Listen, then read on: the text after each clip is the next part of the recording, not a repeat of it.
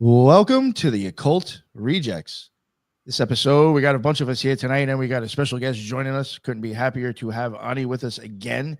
If you have not seen him before, he has been on the show in the past, and I definitely suggest to go back and check that episode out. Guys were cooking with gas. Yeah, I guess, and if I guess we'll just start with Ani now too. As before we introduce everybody, Ani, what is going on, sir? And please let everybody know what is up and where they can find all your amazing. What's happening? It's great to be back on the Occult Rejects, man. I had a blast last time. My audience really enjoyed what we did last time, and I think this one should be packed with even more information. You guys can follow me at Ani Osaru on YouTube. I also own the Spiritual Shade Room on Instagram, and most of my content is on patreon.com/THE_Spiritual Shade Room, the true occult newspaper. That's what's up. Thank you very much, man, and I really appreciate you joining us. And I know you have a lot of knowledge on this subject, so I really appreciate you helping us out here. And then we got my man Jules. What is going on, sir? How are you, bud? It's been a minute. Yeah, man. What's going on, everybody? Nick, Ani, Ethan, Robbie, Headless. It's good to see you guys. I hope y'all had a good week. What's going on to everyone in the chat? Good to see everyone. I'm Jules, host of the Gray Pill podcast, the Mississippi Mystic. If you've been here before, then you probably know who I am. So, yeah, man, ready to get into it. I haven't seen this movie since I was a kid, so I had to do some homework and catch up, but it's definitely worth it. We watched it on Discord a couple nights ago. But, nice. Yeah, if y'all want to follow me, y'all can go to Twitter at GrayPilledPod, GrayPilled_podcast on Instagram, and go subscribe to my Patreon. We got a bunch of good shit popping over there. Esoteric book review in the morning. The hierarchies of elves, fauns, and fae. So should be a fun book for the whole family. But yeah, happy to be here. Happy to be here. I'm happy to have you here, sir. Thank you very much for making it, Jules. And my man Ethan Indigo. What is going on, sir? Glad to have you. Peace, honored to be here with everybody. Appreciate you, Nick, putting this together. I'm excited for this. It's got so much interesting symbology to explore. I'm easy to find on all the social media. I'm a writer frequently and observer of our modern times. Easy to find online, and I appreciate communication. Appreciate you guys. So definitely check out Ethan Indigo. He's got tons of books, so definitely go check those out. And we got the man himself, the storyteller, Robbie Marks. What is going on, man? Thank you very much for making it tonight. Hey, what's up, everybody? Yeah, thanks for having me on, Nick, everybody. It's good to see you all. It's good to meet you, Ani. And yeah, if anybody wants to check out my stuff, you can check out my Linktree, which is Linktree RMARX, and that has my art, my miscellaneous podcast, the Meta Mindcast, as well as all my social media, etc., etc. But yeah, this is going to be a fun one. This book initially I saw this movie as a child, and then when I was in my mid-teens, I picked up the book, and I was reading Carlos Castaneda, and I was getting into a lot of this mysticism, and this has always been, in my 35 years of heavy reading, it's been one of my favorite books. So, yeah. Awesome. Thank you. And I appreciate you joining us, man, because, again, you even have a bunch of stuff that I don't know about that you can bring to the table with this, and I appreciate you coming. Then last but not least, my boy Headless Giant. What is going on, sir? How are you? How you doing? I love the topic. You can find me on YouTube and on X. You can send me any sort of strange experiences you've had, especially with voodoo, to headlessgiantpodcast@gmail.com, and we read those on Thursdays. I've also got Alchemy Mondays, so check out that show as well. And I've got another show coming up with Nick, all about 777. So if you know that book and you know how dense it is, it's going to be taking a while. It's going to be a lot of fun. And also on Sunday, I've got the trialogues with Ethan and Ricardo. So definitely come check that out. We're cooking with gas on those shows. Thank you. Definitely check out the trialogue and send in those emails. And for sure, we're going to start covering 777 next week. Should be very interesting. I'm hoping maybe, depending, we might be able to at least get up to the gematria or at least get into gematria. It's like a couple of pages, I think, for an introduction. But I think the gematria chapter in the beginning is so fucking important. So really looking forward to that. And did you even notice, Headless? They're already catching heat on Twitter from that fucking tweet. People literally tag somebody on there to like fucking. I'm like, really? Like, oh, once you say Crowley on there and you show that book off, people just go nuts. They have no idea what's in it. Circumcision. Yeah, but yeah, but yeah, and thank you everybody for making it on tonight. I think for now, just to let the listeners know. Obviously, it's the Serpent and the Rainbow that we're covering. I didn't say that in the beginning, but I mean, everybody else already mentioned it. I got like a page of notes that I'm just going to read. That's kind of some basic background stuff about the movie. And then I would like to go into the actual Serpent and the Rainbow symbolism, which Ani knows a lot about. And then after that, if anybody of us wanted to talk about any rainbows and serpent symbolism, otherwise we can. And then we will move into the actual story behind the movie with Robbie and Ani, and then we'll get into the movie after that. So that's kind of the structure I'm shooting for. So, yeah.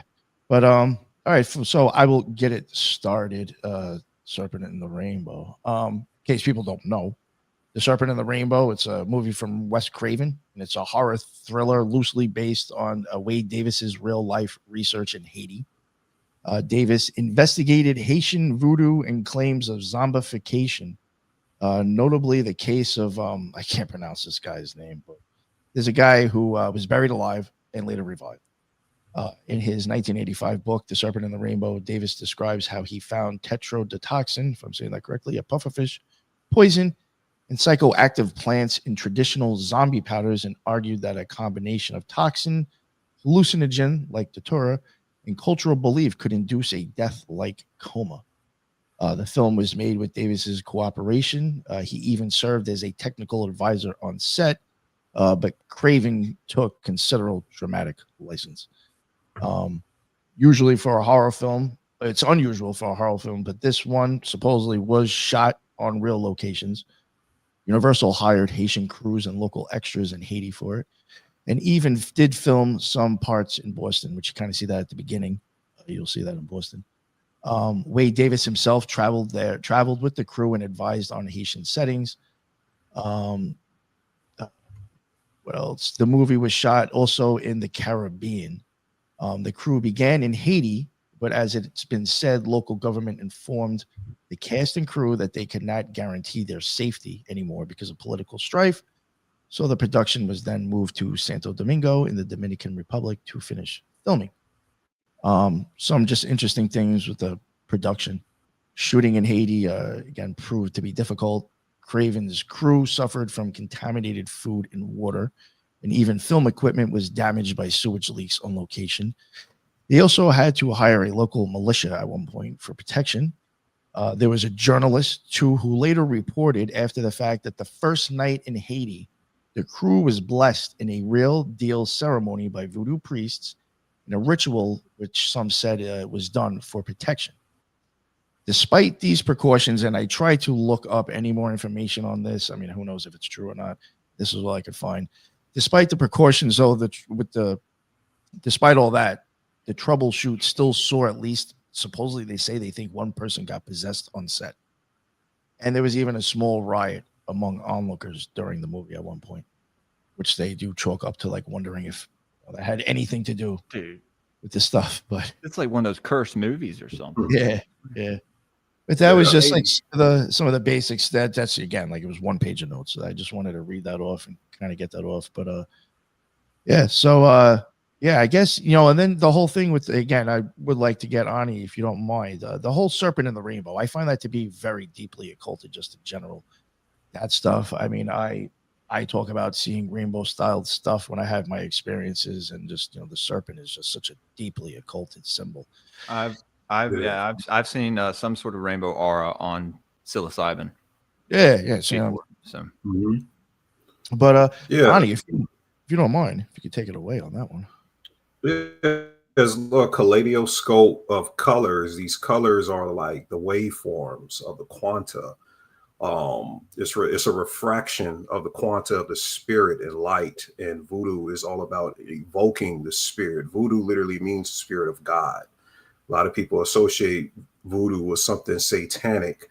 There is a dark side or underworld to a lot of things, and a lot of spiritual systems, especially with African spiritual systems, they strip the underworld away for specific reasons because of the power and the ability behind that type of magic and spirituality. Voodoo is something that kept the underworld very much intact. And looking at the movie, I didn't get to watch this movie when I was a child like you guys. I actually watched it this morning because it was a misinterpretation that I was talking about the Serpent in the Sky, John Anthony West. But I went back and followed Nick's email, and it said The Serpent and the Rainbow. I said, hold on, let me look up this book and movie. And I said, oh, I need to watch this real quick before I'm unprepared for today. And when I watched it, I was blown away because I do research into this a lot. And I know a lot about different spiritual systems, indigenous spiritual systems. So watching it, I'm very much aware of the Mambo and the Bokar, basically the white magician in voodoo and the black magician in voodoo. And there's other things in Ifa, which is more like Nigerian, West African magic. And there's other things pertaining here in America to hoodooism. But it's very different systems. Every system is very, very different. And watching this movie, I can almost do a full week breaking this stuff down. I saw a lot of astrology. The Bokar was representative of a lot of Saturn, restricting Dennis, the Bill Puller, I think that's Pullman. Bill Pullman. Pullman. Yeah. Bill Pullman. He was representative of Mercury.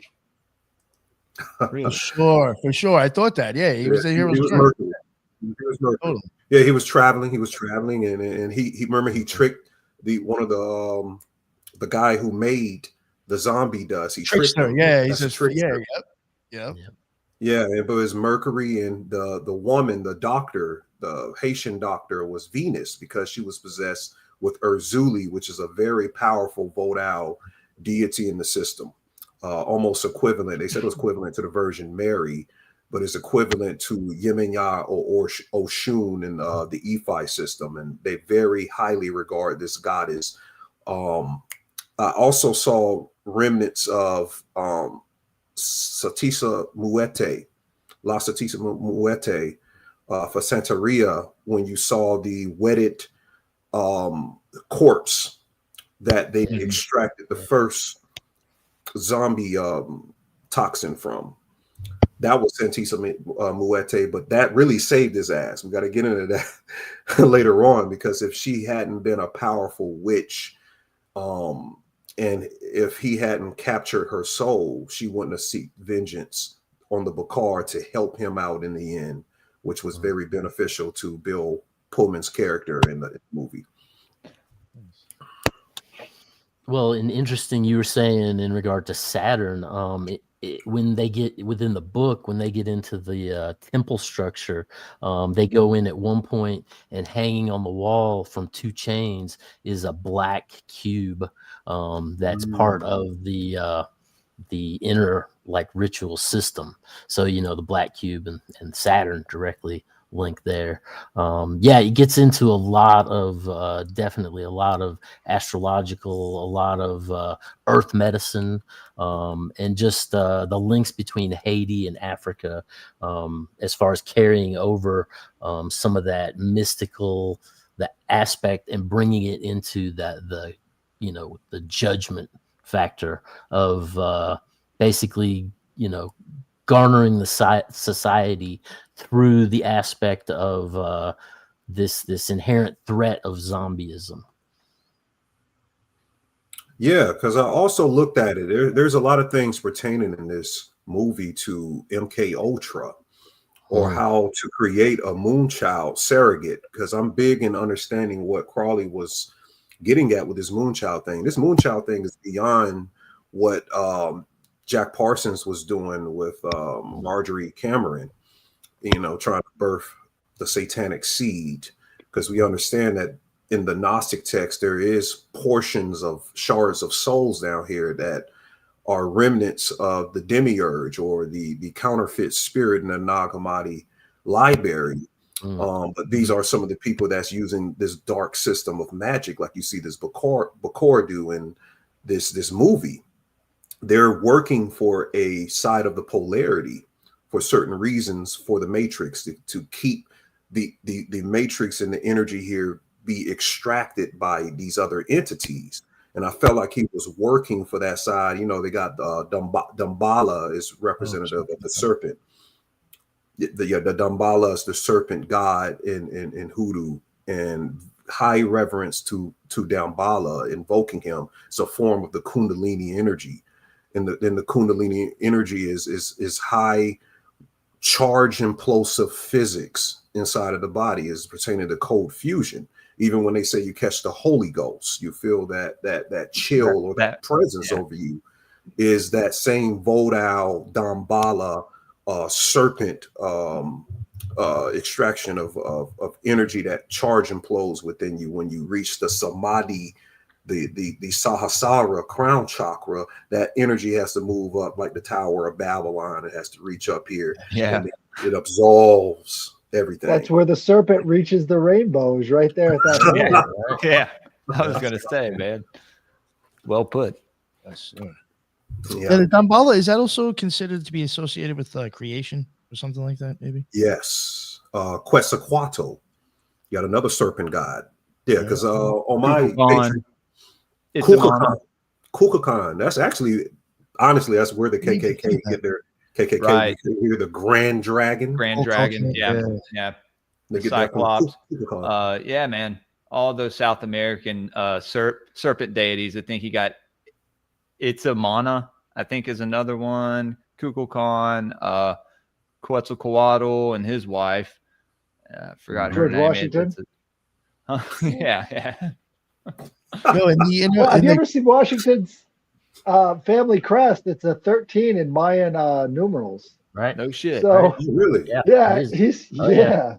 Okay. So his family is Well, deeply you may be connected onto with something the there. Canaanite Phoenicians. Yeah. Death and rebirth.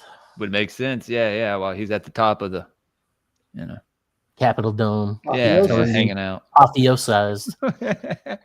Yeah. Well, now what I think is interesting is when you get into this whole idea of the zombie or the zombie. There's different pronunciations. It's argued, but nonetheless, there's the physical zombie, and then there's the astral zombie. And it's this Bukar that you have that basically is the one that will work to capture, like when they pull them out of the grave, they generally have a tendency to beat them, put them. So we're getting into trauma-based mind control. They're putting them under this highly hallucinogenic. They literally, while they're being zombified, they can sense and see and feel everything that's going on around them. They're just in a state of paralytic. Like sleep paralysis. Yeah. But this can happen with, like in Japan, they say that the puffer fish it's the line between eating food and taking drugs, because the potential of slipping into this state. But nonetheless, they would bury you, and then depending on the amount of time you're in the coffin before you start to get hit with oxygen deprivation, they would pull you up and then beat you, which more trauma, and then they would take you and they would feed you. After that, they would take this zombie cucumber, and that has datura in it, and basically mix that up and keep you in a dream-like state. Whereas then they would capture the astral zombie and encase it in a jar, like Solomon with his miscellaneous demonic forces he was summoning up. The signet Big time ring. Martinism. Big time Martinism influence on voodoo as well. So you've got all these keys of Solomon. French. I put a Yeah. I put a clip of the In Search Of episode with Leonard Nimoy where they actually sent a camera team over to Haiti in the 1970s to film these rituals. And so you can see when he's drawing out the symbols on the ground, that's where they have to put the drums so that they can connect to the spirits, right? So Right. all of this stuff about these sigils on the floor, I think that's a big crossover between Martinism and voodoo, and we see a lot of voodoo initiates also being Martinists, which is also very much a Freemasonic French order. Masonic, yeah. Well, and you have the interaction here in the play between the French colony and the surviving class that overthrew and basically took the nation state on themselves. And this is Well, this is also. I'm sorry. I was going to bring up Columbus and Hispaniola, right? So this is the very first spot, supposedly, where European contact is. And this is where they have the voodoo rituals and the Martinism and all the rest of this old world occult stuff now mixing in with New World civilization. And Haiti is a very magical charged island. They don't know that there's this rare asteroid beneath Haiti that they get the substance mineral called iridium, right? Which is almost like the vibranium in Black Panther or some shit. What I heard is a very, very resourceful material, and it's rare, and it's primarily in Haiti, and they began extracting that from out of there. So there's a reason why they stated it's one of the most porous countries in the world, because it's like we got to suppress this magical energy over there, because it's like a piece of Atlantis probably up under these people, these indigenous people over there. And not only that, there's this resource that we need to go in and get that and make materials out of it. And that's why it's preoccupied by our some of our government, right? It has been in the past. Oh yeah, well, the child trafficking rings and all. Well, yeah, the thing about Clinton, her daughter used to go. Clinton's daughter Chelsea used to go to Haiti and used to go to another African, East African female tribe where they sever the clitoris. Yeah, this is some secret stuff, and they used to send her there every summer, I heard, to learn the mysteries of the mambos, the witches over there. But go ahead. I'm sorry, Robbie. So get this, Ani. Guess what iridium is named after? Good. Iris, the Greek goddess of the rainbow. Interesting. It's I've got the full legend of the rainbow and the serpent here. Please. Go into that. If you want me to, I can read it. It says, in the beginning, it is said there was only the great serpent whose 7,000 coils lay beneath the earth, holding it in place that it might not fall into the abysmal sea. In time, the serpent began to move, unleashing its undulating flesh, which rose slowly into the great spiral that enveloped the universe. In the heavens, it released stars and all that the celestial bodies on earth, and it brought forth creation, winding its way through the molten slopes to carve rivers, which like veins became the channels through which flowed the essence of all life. In the searing heat, it forged metals, the rising against the sky. It cast lightning bolts to the earth and gave birth to the sacred stones. Then it lay along the path of the sun and partook of its nature. With its layered skin, the serpent retained the spring of eternal life, and from the zenith, it let go the waters that filled the rivers upon which the people would nurse. As the water struck the earth, the rainbow rose, and the serpent took her as his wife. Their love entwined them in a cosmic helix that arched across the heavens. In time, their fusion gave birth to the spirit that animates blood. Women learned to filter this divine substance through their breasts to produce milk, just as men passed it through their testes to create semen. The serpent and the rainbow instruct women to remember these blessings once each month, and they taught men to dam the flow so that the belly might swell and bring forth new life. Then, as a final gift, they taught the people to partake of the blood as a sacrament, that they might become the spirit and embrace the wisdom of the serpent. You know what's crazy about that? It's real Lovecraftian because there's like Naga gates around the planet. Like the Japanese call it the Mapo Ruigan, where there's the undulations of the telluric energy, the chthonic energy that's up under the planet really influences the consciousness and the subconsciousness of each continent.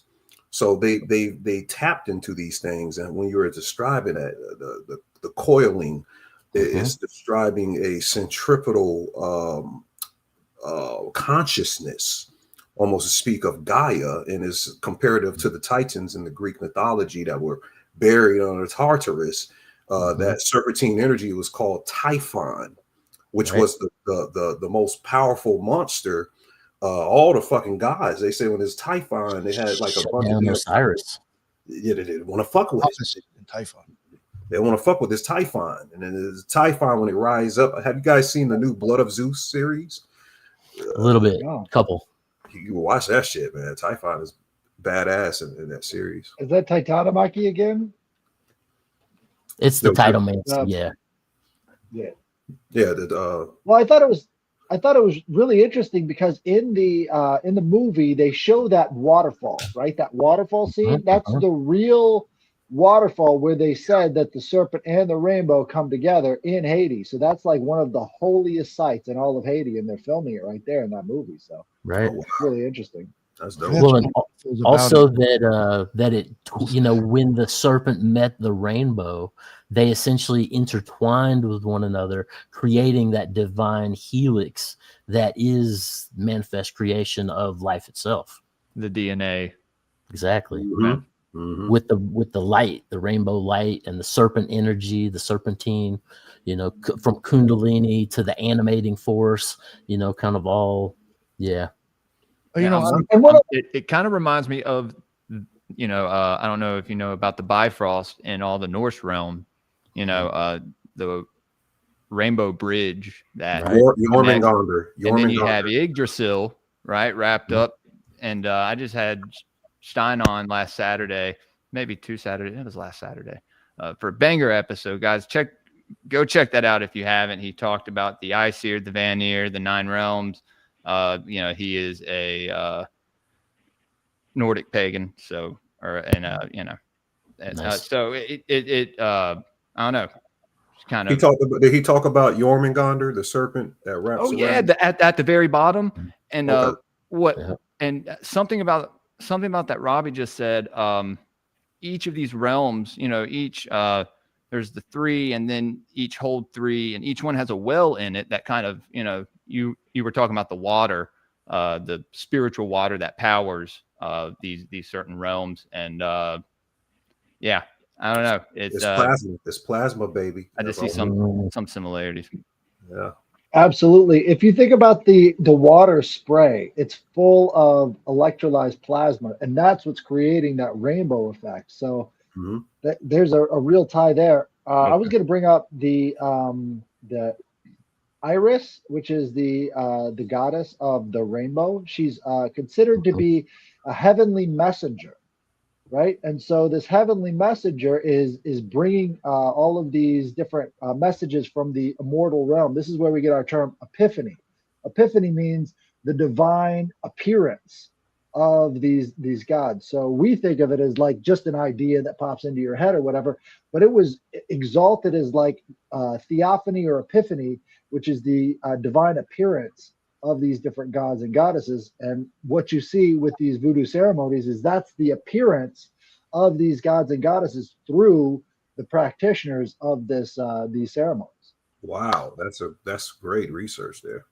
So now during the uprising in Haiti against the French, there was a case where there was a manifestation of a divine mother that came in as a white, blue, burning light. and she was on top of the palm tree, and the French troops started shooting at it, and it would jump from tree to tree, and Napoleon ended up ordering that all the palm trees be cut down because of this event.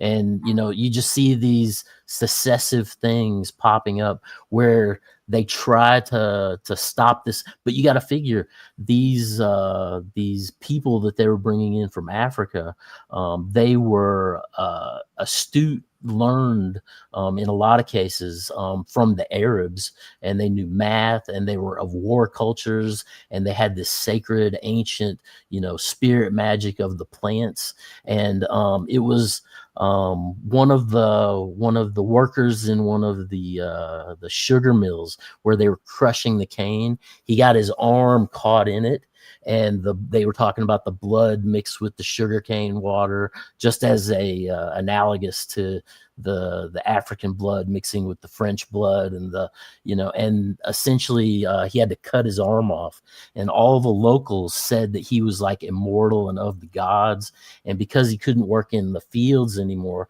they made him a shepherd in the hills.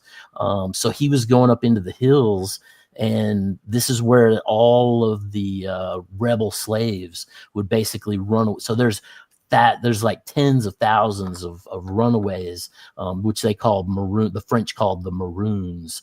And essentially this guy, they said he went up in the hills and he learned the old magic from like listening to the ancestors and finding new plants to substitute the old plants.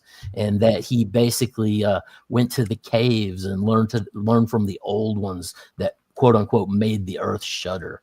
So this was the beginning of the Voodoo tradition in the creation of these systems in order to basically regulate almost on a guerrilla warfare style mechanism to go against what the Spanish had done to them, what the French were doing to them. Even it was Rochambeau who ended up helping George Washington in the Revolutionary War. Before he came to America, he stopped in Haiti to try to put down this uprising, and basically just atrocities. I mean, atrocities. Just some of the stuff that they were doing to these individuals. It's a horror show. So they got a form of the berserker, the Nordic berserker. What do you call it? Something with the berserker mind or frenzy that they go in. Frenzy, yeah. Yeah, they got a similar form of that. And that's the thing about it. Like, there's a lot of intricacy. You talk about the Maroons. They were the rebels. Right. Even over here, we have Maroons in America, in the Great Dismal Swamp here. And they knew a lot of mysteries of the plants and talking to. That's why High John the Conqueror root became the central hoodoo plant over here. And they said the ancestors was literally, they could hear them in the cotton fields. Not only that, George Washington Carver, he said he could speak to plants. Do you know the reason why we call like factories plants is because of George Washington Carver could speak to plants? The Peanut Man. He could hear the plants, and he was working for Ford, and he provided a new type of fuel that was called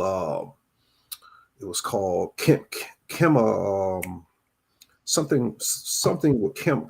I can't remember the term for it. You guys can look it up. But he created this new, but it's based off plants. It was a brand new fuel substance based on plants that Ford was going to use. But something happened with that, but they started to call those factories when it was produced the fuels after the plants.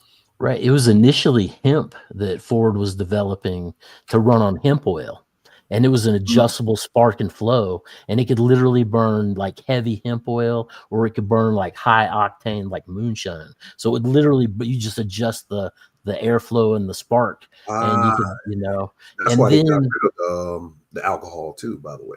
Right, but as far as the moonshine, yeah. But then it was when Rockefeller basically was dumping all the volatiles off the top of the whale oil in the rivers, and the rivers were lighting on fire, that they had to do something with this byproduct. This is before the the Environmental Protection Agency. But nonetheless, the Rockefellers and Ford got together, and this merger basically created the current fuel industry that we're under now. That's just a byproduct that they would have to pay to dispose of otherwise. Yeah. Well, we're talking about the spirits and the plants. I mean, and this movie revolves around this idea of shamanic experiences, right? And so he's started out with this shamanic experience down in the Amazon, South and America. all of that comes from talking to these spirits of the plant. And basically, in the uprising, they had these type of zombies, I guess you could call them, men in chains, could take down 3 or 4 dudes with rifles, and these are not small rounds that they're being fired at. Like they're equivalent to like the size of 50 caliber rounds today. Like they had to stop using those big old slugs because it would just maim the hell out of people once you got hit by them, and they wanted to go for more of a wound instead of a maim. And so these are huge, rounds that are being fired at them, and they don't stop. They don't stop fighting until they run out of blood. So these people are, this is what the French are saying, and who knows, they might be exaggerating because it was, them who fled the island from all of these voodoo priests that were putting spells on people and causing them to be like Supermen. So you've got this aspect there of like, superhuman abilities being granted to people, or maybe they're being ridden by some of these Loa as they're fighting in battle. So there is that aspect of the berserker as well. So you've got, the berserker. These are the Norsemen who are overcome by the spirit of the bear as they go into battle, and they're just ripping people apart, So there's a heavy aspect of being ridden by these spirits and performance in battle as well, which makes me think of Blackbeard, because Blackbeard was supposedly shot too with a whole bunch of these rounds, and he doesn't go down until he runs out of blood completely. So I think there's a lot of this stuff being practiced all over the New World, and we get the flavor of it from the Haitian Revolution, but I think there are other times that they're using it too, like you were talking about with the KKK too, Knights of the Golden Circle. Golden Circle. I was going to bring them up. Yeah. Mm-hmm. These were people who were trying to absorb as much of this magical information as possible all around the area. So. Well, and they were out of Cuba specifically, and they had this golden circle that encompassed part of South America and part of North America, that they thought that slavery should subside within this region. So when you get those early ties with the KKK, and Albert Pike, which Albert Pike's statue in Washington, D.C., they just put back up just like a couple weeks ago. Yep. That one can't stay down for long, can it? No. It's the 33-degree Scottish Rite, Red Lodge. Judiciary Square, right? Mm-hmm. That's like one of the, Judiciary Squares where everything is supposed to be decided. This is the Canaanite Phoenician judge that is supposed to be presiding over the rest of the world. So, well, speaking of Freemasonry and the secret societies in the movie, the actual there's literal Haitian or voodoo or magical secret societies when it comes to these people, and the people that they were referring to were called the Bazango, and or the Sampwell Society. And from what I understand, that they were like a night guard. So when you were saying with the zombification, they would punish certain people in the community that were acting out, and they would make a vote at night. They had these soldiers. What was the name of the soldiers? They called it the Night Ritual Trial, the Rassemble Nu Inuit. These members were barefoot, and they wore these masks called Shaloska mask, and they emphasized this ruthless law over the citizens there with spiritual terror. So what they would do, if you act out, they will vote whether you would become a zombie or you would just get whipped or some shit like that.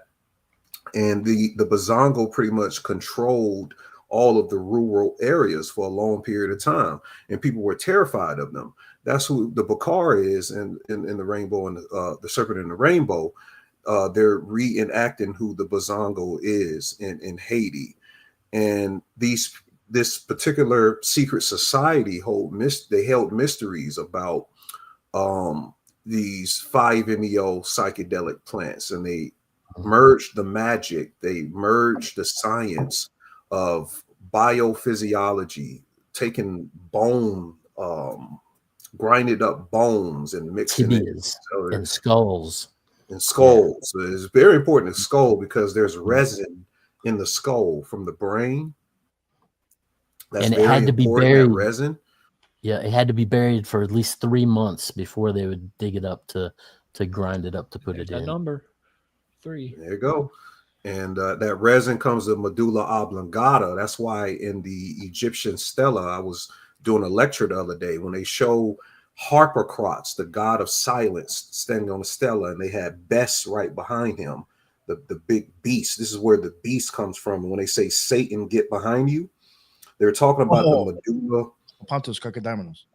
And then the medulla oblongata is the Satan because it produces this black resin. It excretes from your brain and is in the back. And this is why the collective, a lot of the portion of the consciousness when they're studying the brain comes from there to the amygdala, to the hippocampus, down into the pineal. And that's the resin that you see in skulls when they begin to decay and everything. That's that medulla oblongata producing that black resin substance. So they grind that up, and like what Robbie says, they create this psychic double, and they enslave the psychic double. It's a form of the moon child, and they put it in these vases, the mason jars, and they're collecting these psychic doubles of people. And they're terrified because it's very important that you bury the person because they have to believe that they died. So if you bury them and they can't yell, they can't scream, but they can feel everything. So their eyes is open, they bury the guy and put him under. Then when they actually dig you up and you wake up, you feel like you're enslaved to the Bakar because you lost your soul in the whole portion of the ritual. Go ahead. The astral zombie. Right, but the person that they were actually using in that movie as the zombie, right? He stays in the graveyard. And what's really interesting about that is the actual zombies that they've interviewed before stay in the graveyard. They don't want to leave, right? They think they belong there. They think they're dead. So even as they're walking around, they're like, no, I'm dead. So I think there is something to the idea that maybe there's a bodily spirit that hasn't left the body, but maybe the mind and the soul are just gone out of that person after this ritual. And that's what they're taking in, sort of like Shang Tsung collecting all these souls, Right. Well, and that's what they would do is initially upon digging them up, they would put them into a state of trauma and then give them this zombie cucumber mixed with other stuff. Just it gets into lizards and toads and all kinds of these sea worms, but nonetheless, and then they would basically haul you away to a plantation as a worker, and they would keep you under the influence of this zombie cucumber so that you wouldn't remember, or you were lost in this dreamscape basically. And then they would go back years later, and the case of the main character that you're talking about in the movie, The Serpent and the Rainbow, I forgot his name, but he had a land dispute with his brother and tried to take the land by force. So they call it getting sold to be a zombie. And you would go to this court, and it's very Masonic, and they would have these flag queens and different positions, and you would be judged in accordance with the ethics of the tribe. And essentially you had different portion of the islands that had different groups of these secret societies, but nonetheless they would basically and if you were found innocent, then they would take the person that sold you into it, they'd make him a zombie because he was in the wrong. So this was a equatorial system to balance society itself. So Headless had mentioned the removal of the soul or something. Do they put something in place of that soul in order to control the person? Like some kind of tulpa I or don't think they can something? take the soul. I think it's a play on some astral abstract form of yourself, because the soul, I don't think you can, when you're talking in that territory, from what I understand, you can't really capture something like that. You know, it's like a microcosm of a macrocosm. I think they're enslaving the astral ego of what the person may identify themselves as in this world. So their consciousness.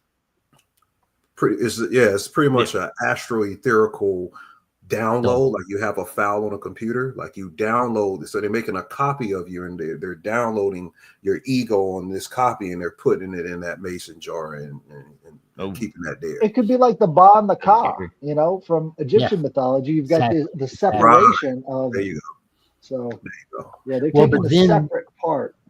Right, but then they would take these astral zombies that they kept in the jars, and they could perform, you know, sympathetic magic with those energies to basically get the physical zombie to perform certain tasks and do certain messenger type or, you know, chaos type, trickster type, you know. In the movie, they even depict that, I think, in a few ways with when that guy starts clicking on the glass and he makes that other guy start spazzing out. Mm-hmm. When they blow that shit in that girl's face, and then all of a sudden she's okay with dancing. Changed. Now, the girl that's in the movie going back to the book, but the girl that's represented in the movie, she's actually 16 years old when he meets her. And through this course of this voodoo ritual, she does this spinning, and then and when she gets the spirit that's riding her, and this other spirit takes and throws her while she's spinning into the fire, and she like writhes around in the fire, and then she reins up and throws coals everywhere, and basically takes a coal and is like looking at it and blowing on it and puts it in her mouth, and then starts spinning around for another couple minutes with this hot burning coal in her mouth, you know. So and she says that, you know, this certain spirit that had come to ride her was impervious to fire, therefore she couldn't. That's the Rada. They're called the Rada spirits. You got the Petwa and you got Rada. The Rada spirits are more force, and you're able like to chew on the glass. Yeah, they're angry. So that's what the Boston attack was. That was one of the Rada spirits that was inhabiting that woman in the Boston scene, where she's coming at the guy and ready to kill him. Is it was instructed to do. That's why she takes the bite of the glass. So she had a red dress on too. But now that girl, the girl that's depicted within the movie that's doing the voodoo dance and getting mounted by the spirit, that's 16 years old, she's actually from Boston, and she was brought there by her father, who got involved in the politics, and she just took to the culture and became one of the queens. So see, Boston was doing a lot of funny stuff. That's where Prince Hall actually comes from. Right. Black man, he comes from over there, and they brought him. I think it was George Washington's slave, but he got his freedom bought. So it's kind of funny with the Prince Hall and starting those Masonic organizations in the Black community. It has something remnant from traditions of this, and I'm even looking forward to say that some of the MK Ultra that you see with these celebrities, you've mentioned to you guys, there's a drug called Flocka that was in Florida. They call it like zombie drug. It was an epidemic of it, like in 2018, something like that. So these people eating other people's faces off in Florida. Right. So I'm thinking just like scopolamine or these scopolamine. Yeah. And that comes up, said that earlier. That comes up in the actual academic stuff with this situation. Really? Right. Yeah. There is trace amounts within the zombie powder of some scopolamine. So this with scopolamine, I believe that they concocted another type of neurotoxin type of thing in the pharmaceutical, because they said it was all about pharmaceutical biotech, right, extracting this thing. So what if America is mass producing something from studying these voodoo magical, yeah. plantology or And whatever? they Go make ahead, Herbert. patches for when you fly on planes that are supposed to relieve some of the the negative Motion effects sickness. using scopolamine. Yeah. And what's really interesting is, like, if you want to talk about a zombie drug, scopolamine is the one. You get it blown in your face, right? Mhm. And then you do whatever anybody tells you to. Tells It's you a to do. hypnagogic. So Yeah. you completely lose all control over your free will. So now, in regard to the whole pharmaceutical aspect of this, right, as far as mining natural culture for these substances, they were talking about self-induced hibernation with this drug. They, like, the guy that was his advisor, that was Wade Davis's advisor, he had worked under Ewan Cameron from MK Ultra, right? And he said, unfortunately, when they left, they stopped all of his procedures, when he was doing all the psychic driving with the LSD and the electroshock therapy and the strobe lights, and but nonetheless, they said that for 13 years before he went over there, the pharmaceutical industry had been trying to go into Haiti specifically to get this formula and we find out in the book there's 4 different types of these zombie drugs. Damn. Yeah, that's something I wanted to mention, Robbie. That's why I was looking at it. I'll get into the scopolamine a little bit, but yeah, with the with the powder and stuff. That was even a thing that does come up even in, like, his, I guess, published whatever research and stuff. That he does he gets a bunch of them, and I think, like, maybe his original thing was the tetrodotoxin, or however you say that, and that does come up in some of them, and then some it's not there at all. And some people are like, "Oh, see, he's wrong, or he's a kook, or this was dumb." But then he does propose that he says he thinks that there's other things, and then there is other people that have worked off of him to prove that it is possible. He says that he does think that also deter and some other Bruga Mencia, and then he's it could fit could fit the narrative, because when it comes to the pharmacology, it has scopolamine and atramine. It has tropamine alkaloids that causes the classic anticholinergic toxidrome, which is agitation, delirium, amnesia, hallucinations, disorientation. That stuff can be used instead of other things that's found in the other one. So, like, kind of what you're saying, 4 different types. They do think that there's other, I guess, formulas to doing this besides that one. So I have the 4 different preparations that they use to make these different types of zombies. One was called Trombe Leve. One was called Retire Bon Agne. One was called Tue, and one was called Leve. And it says that describing the specific formulas, he did offer the facts that one killed immediately, one made the skin rot, and the third made the victims waste away slowly. So, yeah, these are punishments. Wow. Yeah. And with the pufferfish, specifically with the liver and one of the other parts, I want to say it was the reproductive area. If you ate that and it got stuck in your mouth, it would cause your mouth to rot from the inside out.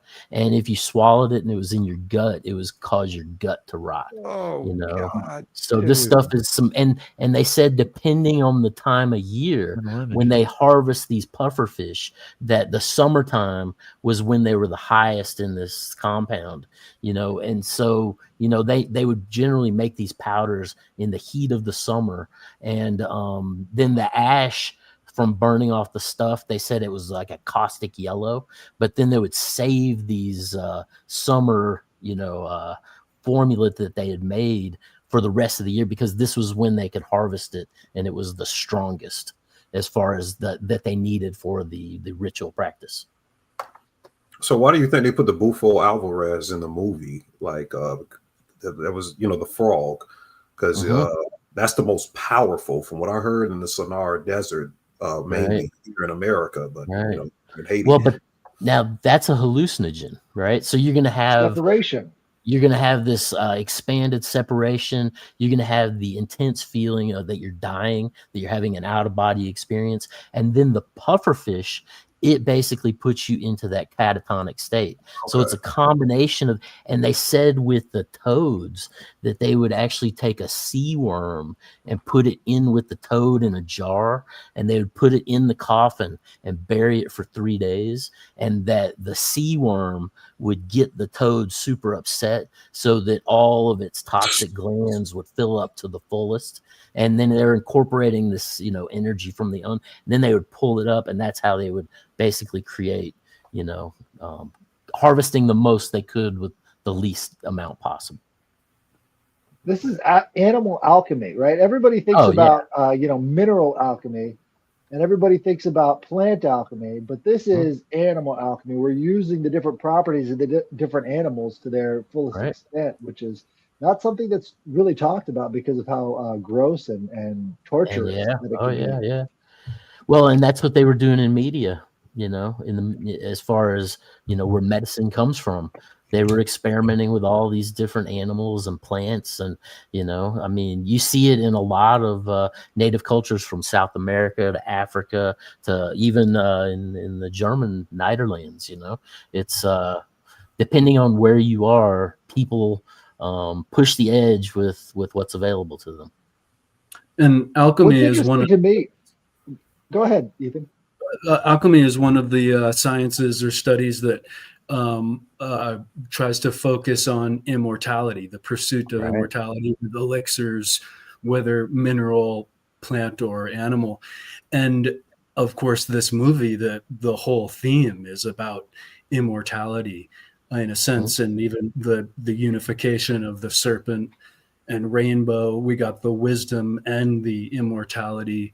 And it's just, I think that title too just is striking because it has this whole biblical relationship in what are the primordial stories of the Bible that are predate the Jewish heritage, right? With the Garden of Eden, with the snake and the wisdom and immortality, and of course the Noah's Ark with the resulting rainbow of unification and immortality and reincarnation. And it makes me think too of how this movie and also all zombie movies are essentially a perversion of the pursuit that Osiris lays out for this immortality and rebirth.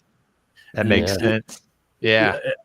All zombie movies, I swear, have this like Swamp Thing. Not all, many different movies and series of zombie flicks will have this Swamp Thing, the green Osiris creature. It just makes me think how often the perversion of this pursuit of immortality is integrated into these movies.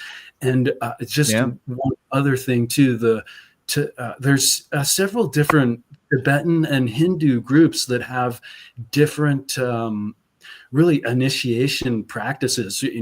One famously, not so hard to kind of confirm, is like the meditation state that gets so deep that they will bury themselves, and they can basically undergo a process of internal breathing.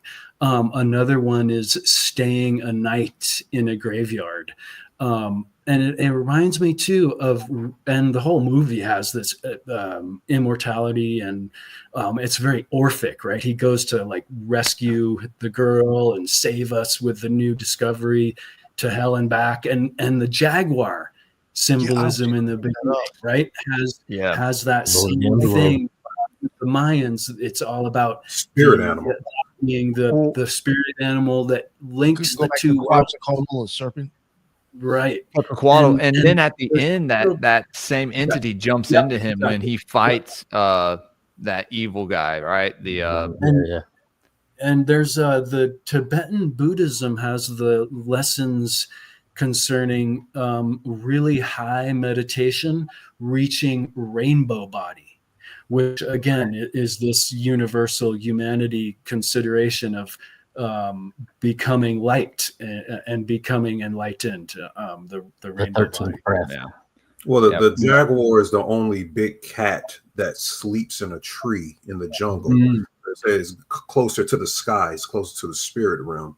I was going to say, if any of y'all have kids, if y'all have seen the show Elena of Avalor, it's about this princess. It's in the same place that Princess Sophia from a show called Sophia the First, right? Isn't that funny? Enchantia is this land, like this imaginary land. But in the Elena of Avalor show, Avalon, I don't know. It's like in South America, and they have these flying jaguars that escort them everywhere. They're like their guides. They're kind of like their guardians. Like they don't have it. Well, I think they have guards of like their little castle, but these, no one fucks with the jaguars, right? Right. Yeah, they're flying around. They're pretty cool. They talk. What's crazy? No, go ahead, Rob. I was going to say there was a big craze in the mid to late 1800s about people being afraid to be buried alive because of you got to figure when people started to find out about a lot of this voodoo culture from the outside looking in, even the voodoo doll itself was not part of the voodoo culture like at all. It was something that was interjected into the storyline just for sensationalism, basically, right? Well, they're called Nkisi in Congo, so there's a split off of the Nkisi is a fetish. They call it a fetish object, but they made it into like Hollywood shit. But go ahead. Yes. But I was going to say people that were afraid to be buried alive. Hans Christian Andersen constantly carried a note in his pocket instructing what should be done with his body after his death. The English novelist Wilkie Collins placed a similar precautionary note by his bedside table each night. Dostoevsky did as well. And he urged that on his burial, it should be delayed 5 days, least he should still be alive. There was Ada Cavendish, an actress. She left instructions that on her death, her jugular should be sliced to make sure that she was dead. But then Lady Byron, Richard Burton, Daniel O'Connor, Lord Lytton, Bishop Berkeley. Yeah, you just go through this and they had this coffin they developed. It was called the Lifesaver coffin, and it basically had a tube with a little system, and if you woke up in the coffin alive still, you would pull a little trigger and it would ring a bell. Weren't those like the ones with the windows in them?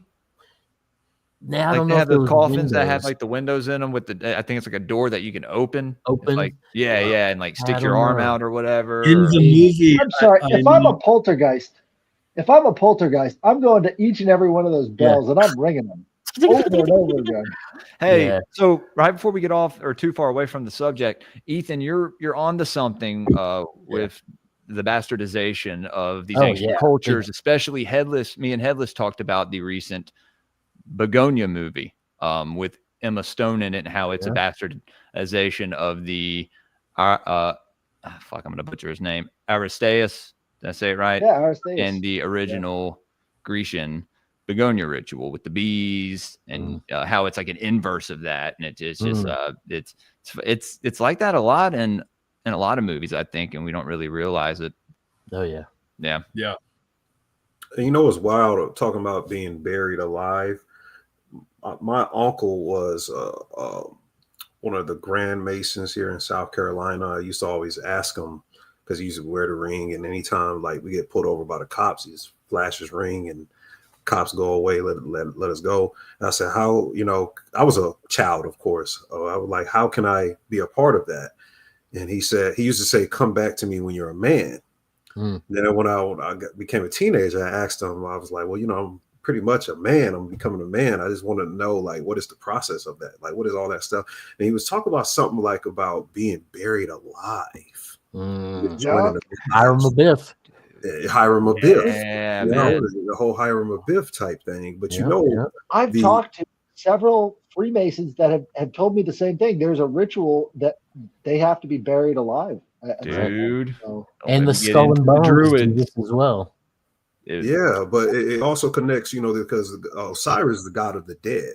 So Right. going back to the zombie being green, and, Yeah. and the Osiris, the archetype, they just did a research paper on metaphysics called the neuro-Igen modes, and they're discovering through the Igen modes in the mind that cultural evolution with psychedelics pertains to the archetypes throughout mythology. So all of the archetypes play like a song when you're in a psychedelic state. Archetypically, and they call them the Igen modes. And in that paper, they're pretty much surmising that the every single mythology transfers one archetype over. Baron Samedi in voodoo is Osiris, and Alegba is an archetype of Osiris. Yeah. So the god of the dead, like the most Papa associated. Legba. Right. Papa Legba, Leg. yeah. Yeah. Yeah. Legba. Crossroads.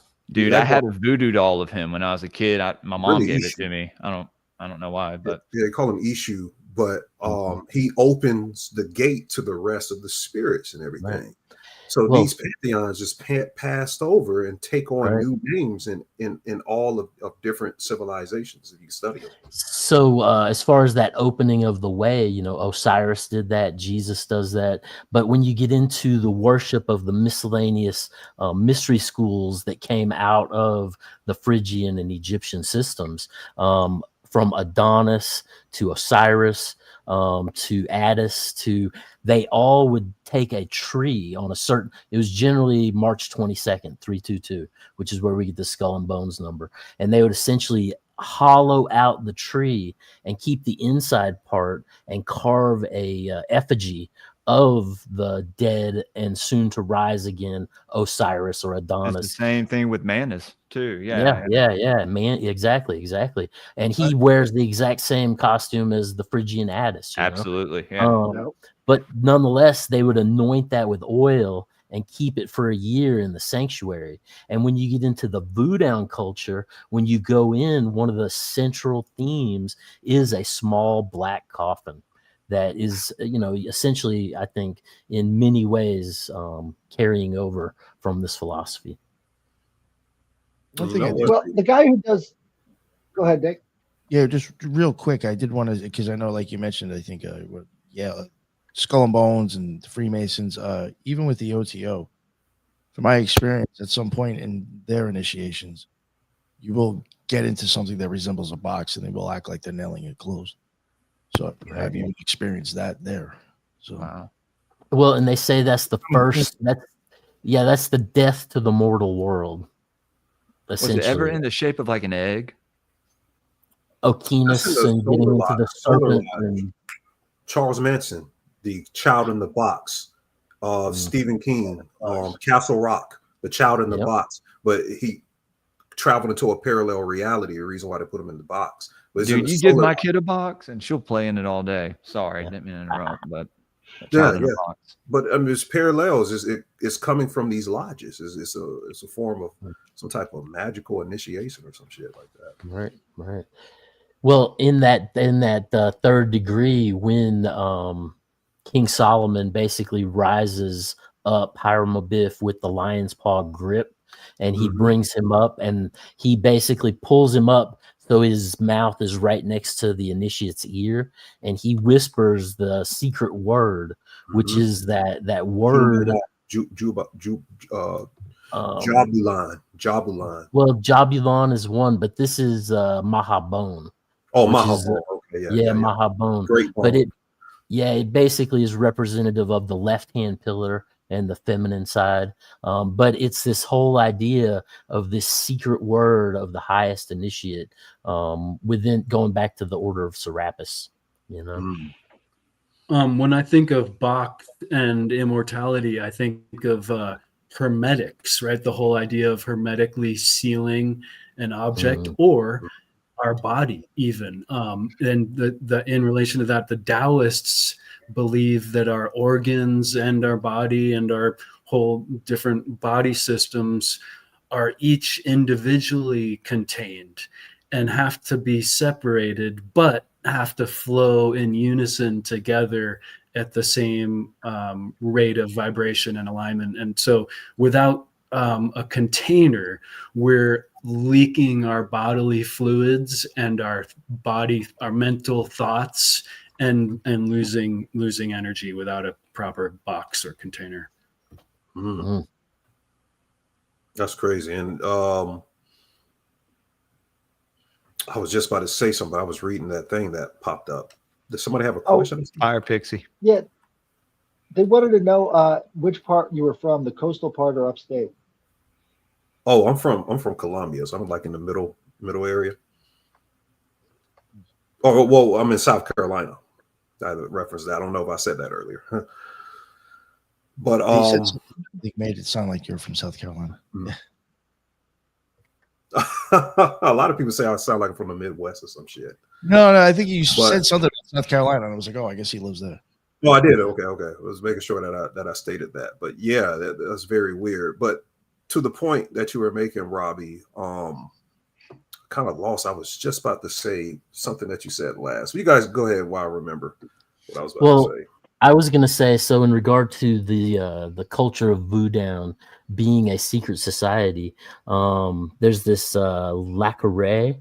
He verified the existence of passports, ritual handshakes, secret passwords, banners, flags, the brilliant red and black flag uniforms, as well as specialized body of spirits, songs and dances, certain drum beats. That's one of the things that I really kind of found interesting, was with these drum beats during these rituals. They would have 3 drummers, and like you were talking about, Headless, they would lay this out with they would take corn and sprinkle it on the ground, almost in a Kabbalistic type tree of life, and then they would branch out and determine where the drums went within the 4 directions. And these drums, they each had their own syncopation that played at their own time, and as they would basically play, they would change syncopated levels, and at a certain point they would all come in to a syncopated heightened state, and that would be the point at which the spirit would come in. Robbie, do you want to just watch it? I got all that on this clip right here. It's about 3 minutes, if you don't mind. I'm up for whatever. It sounds like I'm not. I'm not playing in 3 minutes. I'm sorry. We'll take it down, dude. It happens every time when we play this game. I'm not doing that. I'm not being a dick. God. Every time we play this game, it happens. Doesn't it? Does it not? Does it not? Does it not happen every time we play this game? So why do we do this? When you bang your head against the wall and it hurts, do you do it again? No. But it's the perfect example. What happens is I haven't even covered the movie yet to get into a different show about zombies. Or you could cut the music off. Well, it sounds like a whole binaural, if that's the right word. I forget, but it's binaural. But trinaural. Separating the hemisphere of the brain. Okay, yeah, and try even more. But the premise is for everyone else that it separates the hemispheres of the brain and then brings them together in some format, different systems, different formats, but interesting. Very interesting. Let's go back to the movie. I think it was very retrochronistic because they're showing you what's going to happen before it happens. When he sees the jaguar spirit, when he first goes to the medicine man in the Amazon, the medicine man tells him, I have something for you to see. And he hands him the medicine. Well, first he gets the medicine to take back to Harvard, but he gives him his own. He was like, I want you to drink this. And the guy next to him that was driving the helicopter, he was like, don't drink that shit, bro. Yeah. And by the way, I wanted to ask y'all, did the guy that drove the helicopter actually die? There were certain things I wanted to ask Robbie if you knew if it was true or not. I've heard something about that, but I'm not sure. There's a lot of shit in that movie. I'm like, Did he die in the movie? I'm just asking, but that would mean that the Amazon people killed him if he died in the movie. But did really drink that shit and fake the guy out? Or no? Now, I think one big difference between the movie and the book was Wade Davis going in and doing all this research and going back to Haiti numerous times. He was never distributed and given the zombie powder and went through the resurrection cycle Yeah, himself. But in the movie, Wes Craven took those liberties because this is like you were talking about, Ethan. This is an inherent inversion. You as well, Ani, of the Osiris cycle. You know, and instead of evolving into upward forms with the zombie, you're evolving into downward forms within the underworld. The chthonic aspect. And that's the thing about it. Like the movie was showing a lot of occultism and metaphysics. So there's a guy that was resurrected. His name was Christus. So he has the name Christ in his name. He was like, his name was like Christus, and he's actually the one that saves fucking Bill Pullman's ass at the end. Because if he didn't dig him up in that time, he was fucked. Right. Yeah. There's the other character's name that's kind of like his teacher or accompanies him, and it's Lucian, which is Lucifer. Yeah. Good point, Ethan, because without Lucian, he would have never had the counter light force to battle the dark force. Right. Satan. And Wes Craven's good with doing that as far as setting up the dichotomy of the two side, the dualism. Yeah, he does do a good job of that. Yeah, that's at the beginning of the movie. As soon as you play this thing, I actually saved that clip too when I was looking at it. Yeah, right. I like this. Yeah, for people, I guess, who are listening, it says in the legends of voodoo, the serpent is a symbol of earth, the rainbow is a symbol of heaven. Between the two, all creatures must live and die. But because he has a soul, man can be trapped in a terrible place where death is only the beginning. Ooh. That's scary, man. and they talk about this state as far as that they put them into. There is no past, you have no memories, and there is no future because you're not going anywhere, and you're basically controlled and used as slave labor in the fields. The servitor. Yeah, the servitor. That's exactly. what they're turning us into. Yeah. They're slowly turning us into that. Oh yeah, very Black Logian. Yeah. Well, the colors of the colors of Haiti were red and blue under the French, but they stripped the blue away and brought in the black in regard to the voodoo culture, and it represents the night as well as the people uprising and taking over against the French. That's Baron Samedi. That's Baron Samedi right there. That is Osiris. Okay. Right, yeah, the top. Anytime you see the top hat and you see the paint, the white paint, this is Baron Samedi right here. Do you know what the significance of the top hat is? Where that I was the origin? I was just about to ask y'all if y'all knew. From what I understand, it's also Masonic. It represents someone who has superior knowledge. Because to heaven or whatever from ring the top master of their head. Also the ring. Yeah. Actually, I got a different idea, because you actually see this a lot in ancient Greek depictions of Hades, right? So he has a flower pot head, right? And so he's got a flower pot on top of his head, indicating that he's a chthonic deity, because the rest of his body would be under the ground if the flower pot is sitting on the ground. Very interesting. And so, that's a very interesting point. That's what I think the top hat is. It's the continuation of flower, that crown chakra. Right. Right. And then you have feathers. That's the feathers, dude. Yeah, no, feathers as well. Yeah. The crown chakra. The crown chakra has 33 petals on the flower. Yeah. So that's when he drinks that shit that you see the jaguar. Yeah, that's what he said. That he was on the ground playing with himself. Yeah. Oh yeah. With the jaguar though, yeah. They were just looking at him like the jaguar. And jaguar or something. Jaguar. Yeah. In some ways, the jaguar is like the lion's grip, like you were talking about. Like this is how he gets out of hell. Yeah. I'm looking at. I have some. Just get past this stuff. Let me see. Here's where you start seeing, and I think you had mentioned it first, Ani, about I think maybe Saturn. It's like a Solomonic. You will see that shit. There's a sigil. Oh yeah, Caduceus. He is Saturn. Like the Bakar is Saturn because he's restricting. Oh, yo. Yeah, that's the Saturn symbol right there. That's the what's it called? Good eye. The Gree. Yo, it's what's that's that Scorpio one Shadow. right there? The Scorpio, top right? left. Oh. The top Yeah, left of It's- the no down. It's No, an no, no, 8-pointed down. star. That one. Yeah, it looks like Ishtar. That one. Yeah, Is Ishtar, that Nana, chaos or I Melchizedek. think that's 8. I think that's 8 I don't know points. if that was That's a 8, chaos yeah. Should be the chaos. sign Yeah. for chaos magic. That's these right are where they babies. put it. Yeah, that's right where they put it on all of the stelae from Ugarit and Sumeria. They always put it in that spot, the 8-pointed star. Mm-hmm. Wow. This is when the guy starts acting crazy because that dude's clicking the cup too. Yep. I think he So- woke up out of that zombie state and realized that he was in it, and he got belligerent because the Petois spirit was still on him. Mm.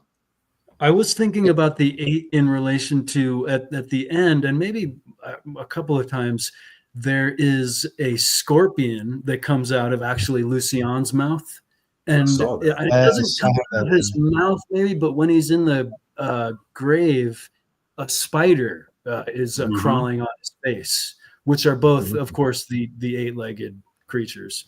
Right. It was all astrology. This whole movie was astrology. I just, me studying Vedic astrology, I just saw so much symbolism of it.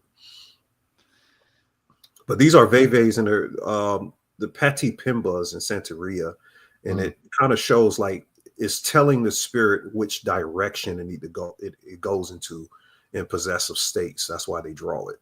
Mm. It's like a conduit for almost a command, or how the spirit is getting instructions of who can enter into this field that we're Like establishing here. Like a Solomonic sigil. Like a sigil, right. Yeah, it's a sigil. If you take like these, you see how these down here have those swirls on the end of them? Mhm. I swear, like if you piece those together, you do get this up here. Mm. Oh, You're shit. right. You're absolutely right. Yeah. In the ritual, they drew different size circles for the different size drums. So like they Right. would have one larger one, and then they would have different symbols inside of that circle for that drum, and then another set of symbols for the other drum as well. So all of these things were coordinated not only harmonically, but also with these different symbols that they put on the ground underneath of them. Right. And, Sympathetic magic. and that circle by the rainbow, right? Was that also a serpent? Like Ouroboros? Like, I don't know. That's definitely a rainbow on the exterior. I didn't know if that was a serpent because look, you got this little head over here on the right. Mm-hmm. Or what's up? Wait, up, we Nick, go or- back. This one's better. Watch. Yeah, just I don't know. I Well, thought it looked like an Ouroboros rainbow. It was kind of a cool Yeah, this thing right here. Right? incorporation of both the serpent and the Oh, rainbow yeah, in one yeah, image. yeah. Yeah, when I saw that before, I was like, "What the hell is that?" I didn't even think of rainbow. I thought But- it was like, Oh no, up. It's up a little bit. Yeah, up to the right. Up On the to the of top. that one. Um, It's the one with the circle on top. the of one it. with the circle. The circle is a Yeah, that rainbow, and I think that's a serpent as well. Mm. Because look at the head on the right over there, or the tail. Is that the head right there? Looks like a feather. Well, all right. Well, maybe I'm wrong. I It don't could know. be a no, but I see what you're saying. Like the head is sort of going off to the side, but that looks like a feather. But Yeah, maybe a It- feather. it looks medicine wheelie, you know? Well, because there's a little thing underneath it. Maybe it's resting on that. I don't know what that is. That looks like a face, actually. Never mind. I don't know. Well, It's got the 4 corners and the 4 gates of Right, most mandalas. They're Yes. that quality. Sorry. The But I was number gonna of say- flowers is sacred go ahead, geometry Aaron. as well. "Oh yeah." the flower. I was gonna say is in regard to when you go down and you see that serpent going up the pole. You see that with Asclepius. You see that with Moses and the Asherah pole. You see that with the Egyptian serpent in the tree. You see, I mean, so the serpent, going back into the mysteries, even within the Druids, it's one of the most long-standing sacred wisdom symbols. It's Pre-existing before going back into ancient Lemurian stuff I've read. You can live in any terrain. It can live in the trees. It can live in water. It can live in the sand. Right. Like a snake, it lives in any terrain. It's a very spiritual animal.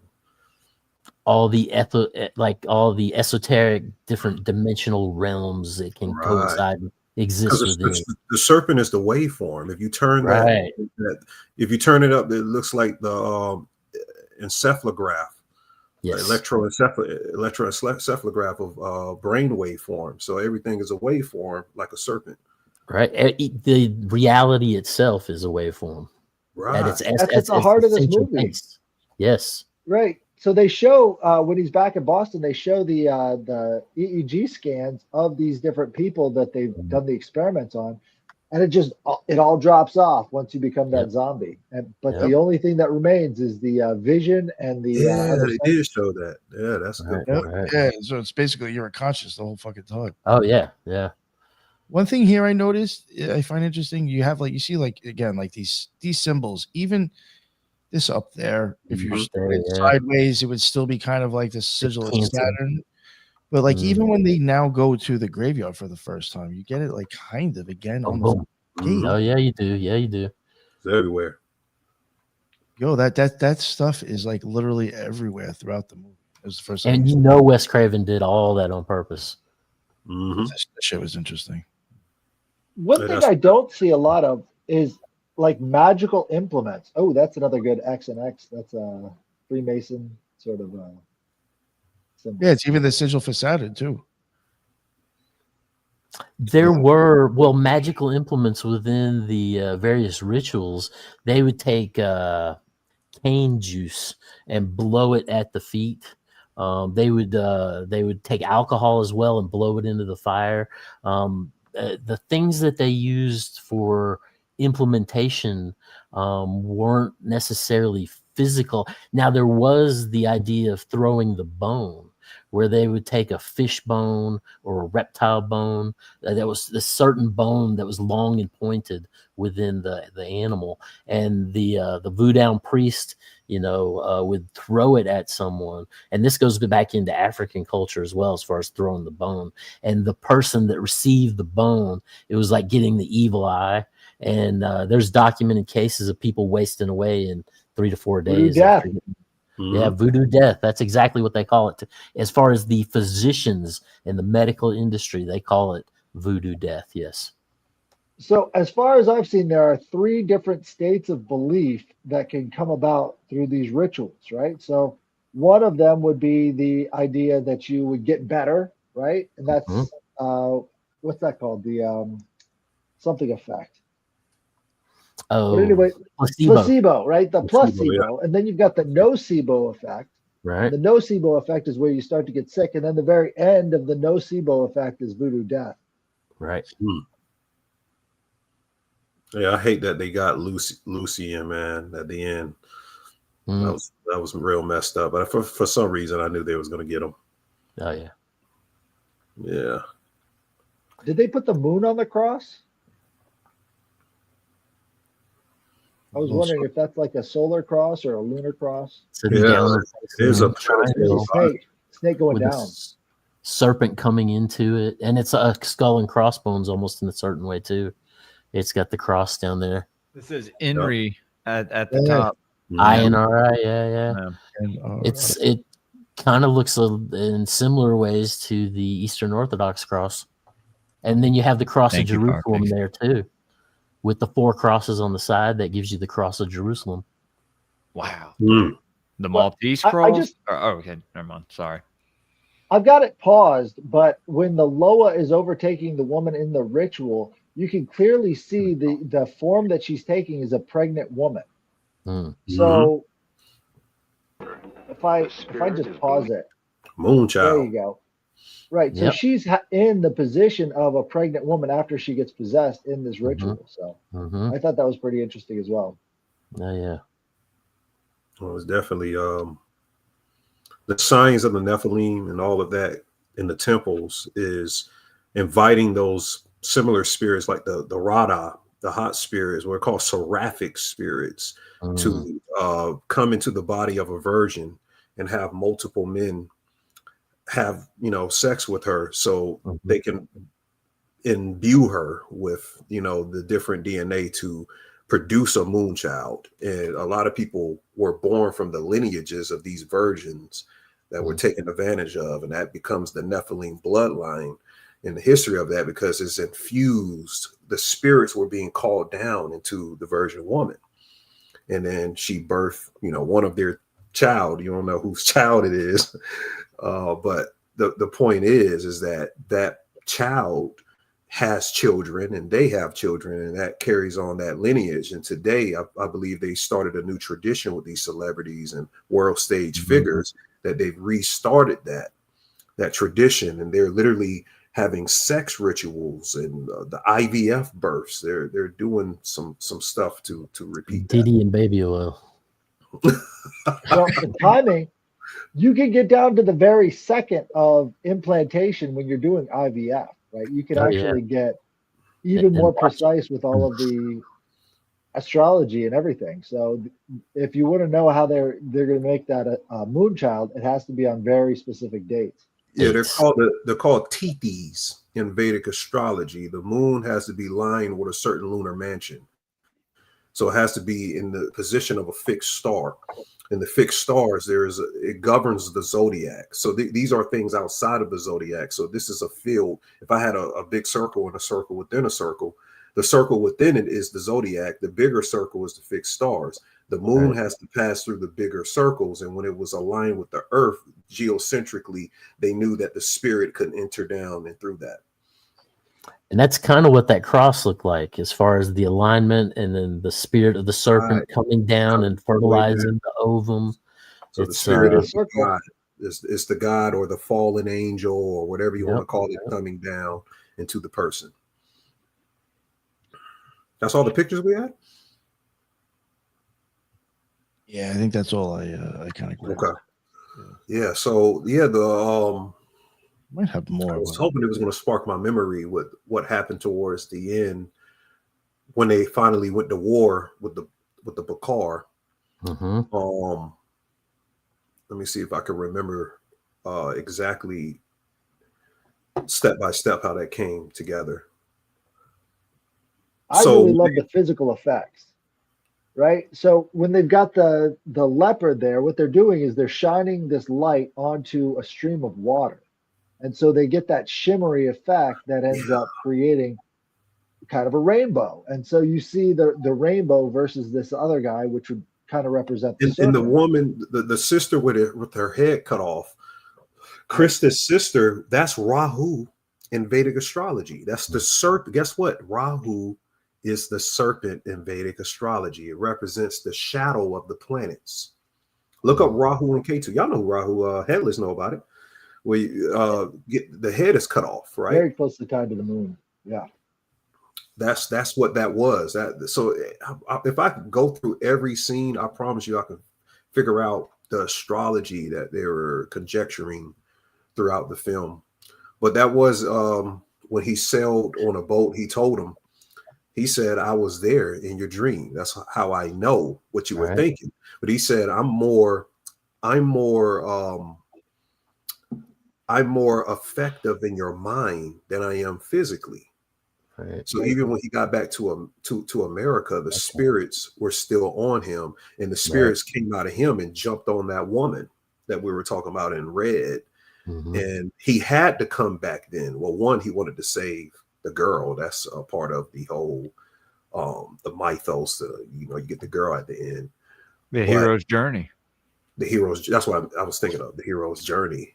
He had to go back and get his feminine half. She represented his feminine half, but he had to go to war with the underworld. He had to go back into the underworld. So it was almost a Amduat journey, because he had the fly there. He had to go. And as soon as he got there, you thought he was kidnapped, but it was Lucian that swapped out the cars, brought him to another place. And, on the cover of the movie, the cross on his head came from Lucian putting his spiritual protection on him.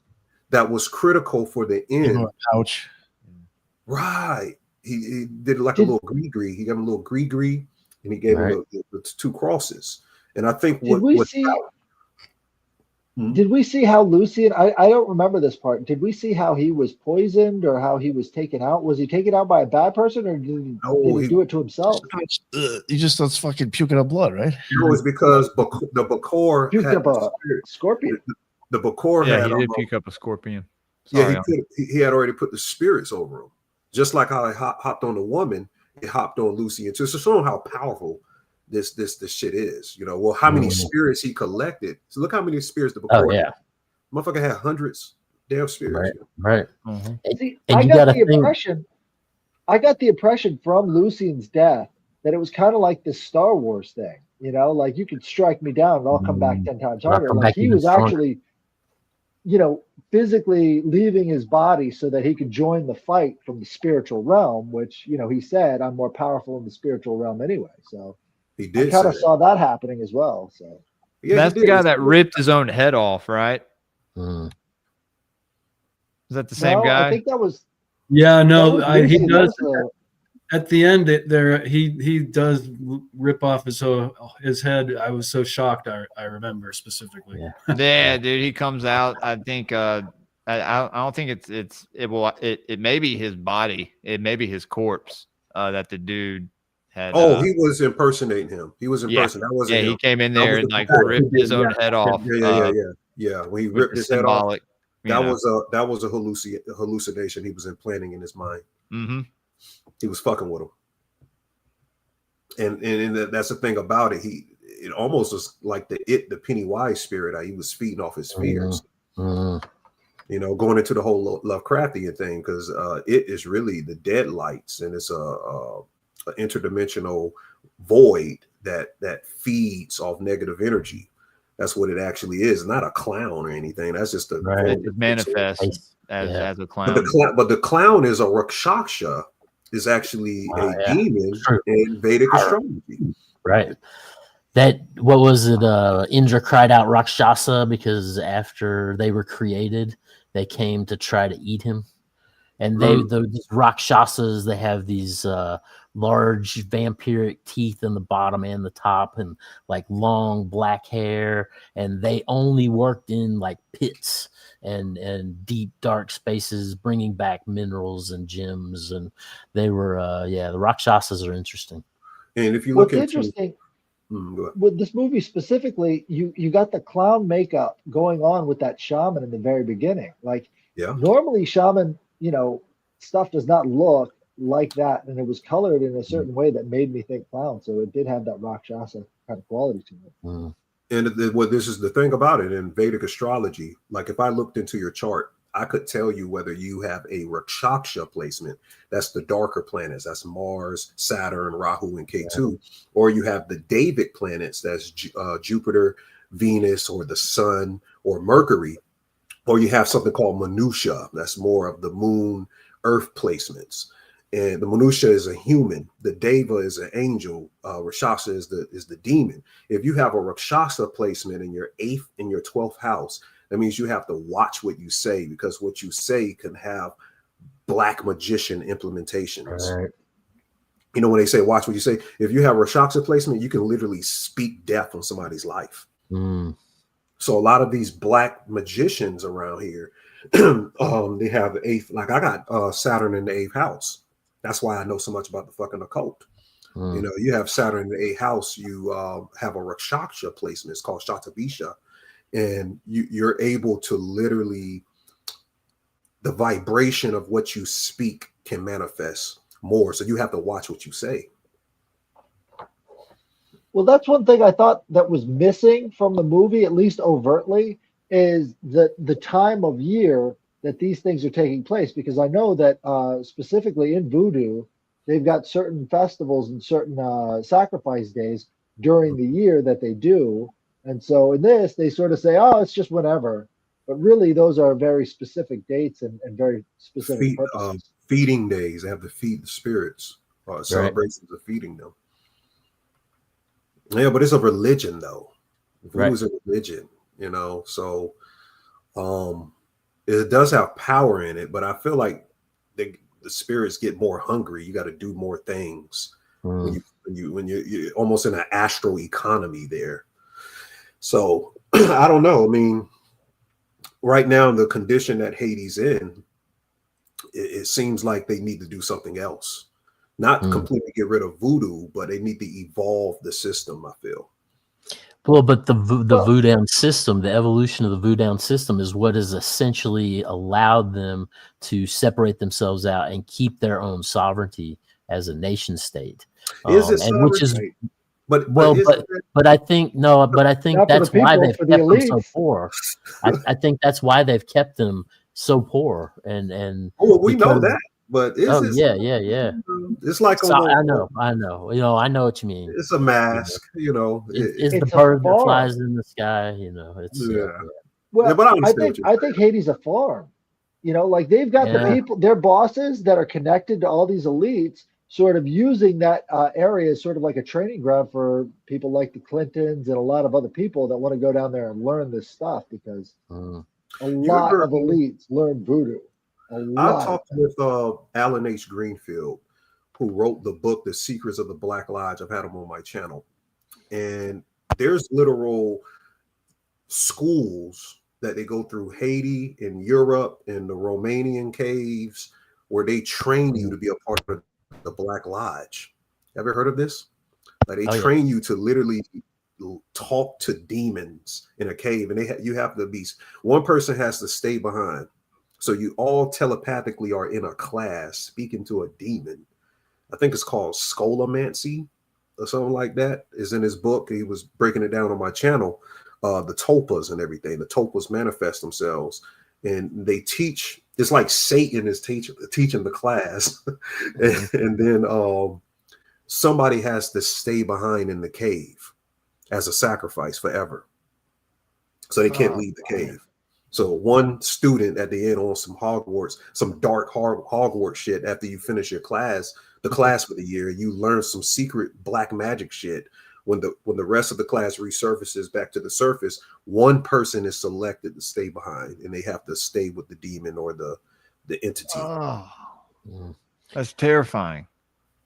Yeah, That kind of gets into what is it? Aphrodite and who is it that goes into the underworld and she's trying to free Persephone. Yeah. And Adonis.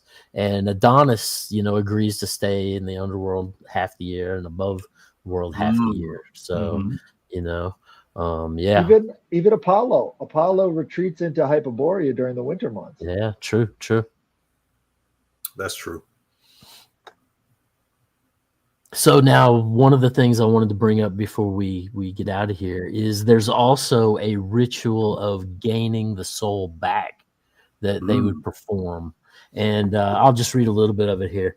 It says, the Mambo, a priestess in the Artabane, on the critical night, she bound his jaw, placed cotton in his nostrils, and dressed him in the clothing of the dead. His feet were tied, as were his hands, and he was laid in a narrow trough dug in the ground in the Aunfor. A white sheet covered his entire body.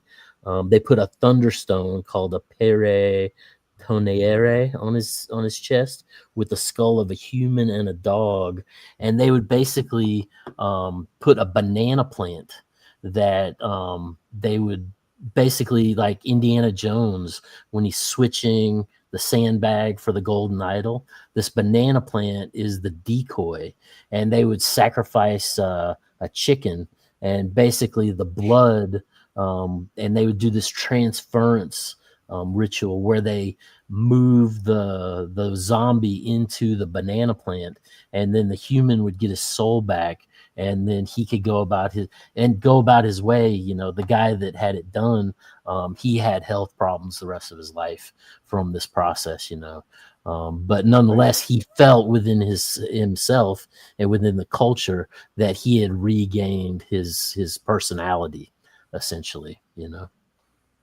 That's crazy, bro. Right. So it almost is like a swapping, like a placebo swapping, so the spirit can be tricked so you can gain the soul back. Right. That's what it sounds like. Well, and he also said that after the ritual, the banana plant, it never grew. It kind of just wilted and died. So symbolically. But go ahead, Headless. Have you guys ever heard of the zombie apocalypse that happened in the Bible? This is Matthew 27. 52, oh, yes. 53. Yes. I do know you're talking about when the dead got up after Jesus died. Oh, yeah. And there's a little zombie action going on there too. Right. What was it? They prayed for death, but their flesh would not rot. That's in Revelations. Yeah. Yeah. Isn't there some big ass rock concert happening like in a couple of days called Zombie Apocalypse? Probably. Probably. Yeah. They've been promoting this shit Probably all year. The metal festival. Yeah. Yeah. All year they've been promoting. The whole energy behind voodoo that is depicted in the movie and that we're all familiar with, it really actually is depicted in modernity with remote viewing and remote influence, right? So these magical operations or systems are still being at least researched, we could say with certainty today. Hell yeah. Research, it's being used. I really believe. Sure. No, I'm just saying it's people might think that this is like a far out thing because it's maybe foreign to Americana at large, but really it's not a step away from other systems that are doing the same thing. Exactly. I mean, it was what chaos magic is. Whatever works, you fucking use it. So they be mixing some of that voodoo dust with everything else. Yep. I used to incorporate a lot of, I guess, recipes from hoodoo and voodoo into ceremonial magic that I use. You know what I'm saying? It was just a different, I guess because I was a little bit of, I guess a chaos magician in a sense where I did incorporate a bunch of different things. I mean, it's a Thelemic style anyway. I mean, Thelema does kind of tend to pull in so many different areas. It gets like chaos anyway. But yeah, like there was times where just either out of boredom or I was more interested in like the herbs or just certain things that I would start using kind of like almost like root things from hoodoo. Angelica root, saffron. And the thing about it, you got to go to the graveyard, collect dirt, or you go to a bank. You go to a bank too. Collect dirt, put it in a jar, and that's that hoodoo tradition. And you have to constantly iron nails. Yeah, you have to wash yourself to the spirit. There's something called shadow baths. You got to go in the shadows and act like you're washing yourself. But you got to have this blue light. Like you got to have these purple or blue lights. It's just crazy. It's crazy initiation. Spectrum. Yeah. It's always the shit. Well, and that gets into like the main. I was going to say, I want to hear more about that sometime, on. It's very interesting. Yeah. Oh, yeah. Well, the priestesses in the ritual that I had, they were all initiated into this, priestess class, right? And they were the ones specifically to get the ridden by the spirits. Right. And so everybody else is there participating beforehand, but then it was specifically them that would get the possessions during the ritual. Right. And they get better favor, right? So if you're one of the people, right, if you're one of the people possessed by one of these good spirits, you're definitely in for more wealth and more prosperity in the year to come. That's what they say. So I went through a Bimbe ceremony for my head in E5. It's a Shosi. A Shosi is the only Orisha that crosses from the African continent to the Native American pantheons. Because guess what? He wears the jaguar, the what you call it, the sash. Jaguar. He's the hunter, and the great hunter. The great hunter, and it says when he shoots his arrow, he never misses. That's Nimrod. Yeah, the mythology with him is that he's in the forest hunting quail. He has some quail at home that he hunted earlier. His mother comes to his home, sees the quail, and says, "I'm gonna cook this for my son." She takes the quail back to her house. He comes home, his quail's gone. He's like, "Where the fuck is my quail?" He goes in the village. He gets a priestess and says, "I want you to find my quail." The priestess doesn't tell him that his mother took it, so he shoots an arrow into the sky, say, "May this kill whoever took my quail." Arrow kills his mother. So the analogy is this is how the Black American is separated from the African continent, being separated from his mother, and that's representative of Shosi. Oh, dude! The legend of Jacob and Esau, where he's trading. His mother encourages Jacob to swap his birthright for a bowl of lentil soup. Lentils, So red you see- pottage. Right. And you've got the great hunter character in Esau, coming home. Yep. Apparently he was hunting, but he didn't have anything to show for it. That was supposedly Well, what he was killing. He brought the skins of Nimrod back with him, Right. which were the skins of Adam, going back to the. I wonder if Nimrod is an archetype of Shoshi because they're both like great hunters. The The great Heracles hunter was archetype. Who's the other great hunter? Orion. Ninurta. Yep. Orion. He was Right. like the first archetype, kind of. If you go back to Sumer, Who was that in Sumer? not Ninurta. Can't say his name. Ninurta. Yeah. Eldest son of Enlil or El, I think. Yeah. Yeah. Yeah. But that Nimrod, I go deep into Nimrod, and that ties in with Osiris, that ties in with Adonis, ties in with the Freemasons, the founding of the Freemasons. Nimrod was the first Freemason, the maker of bricks. It's a deep subject especially when you look at these secret societies in Haiti in regard to their Masonic signs and symbols that have been documented that are very similar to Masonic procedures and how they operate the lodge and et cetera, et cetera. I was told Brick that dust is red like Mars. there's a secret society of those magical orders that meet up on astral planes, and like people come to them to get like secret chiefs. I'll call Alan H. Greenfield right now on the phone.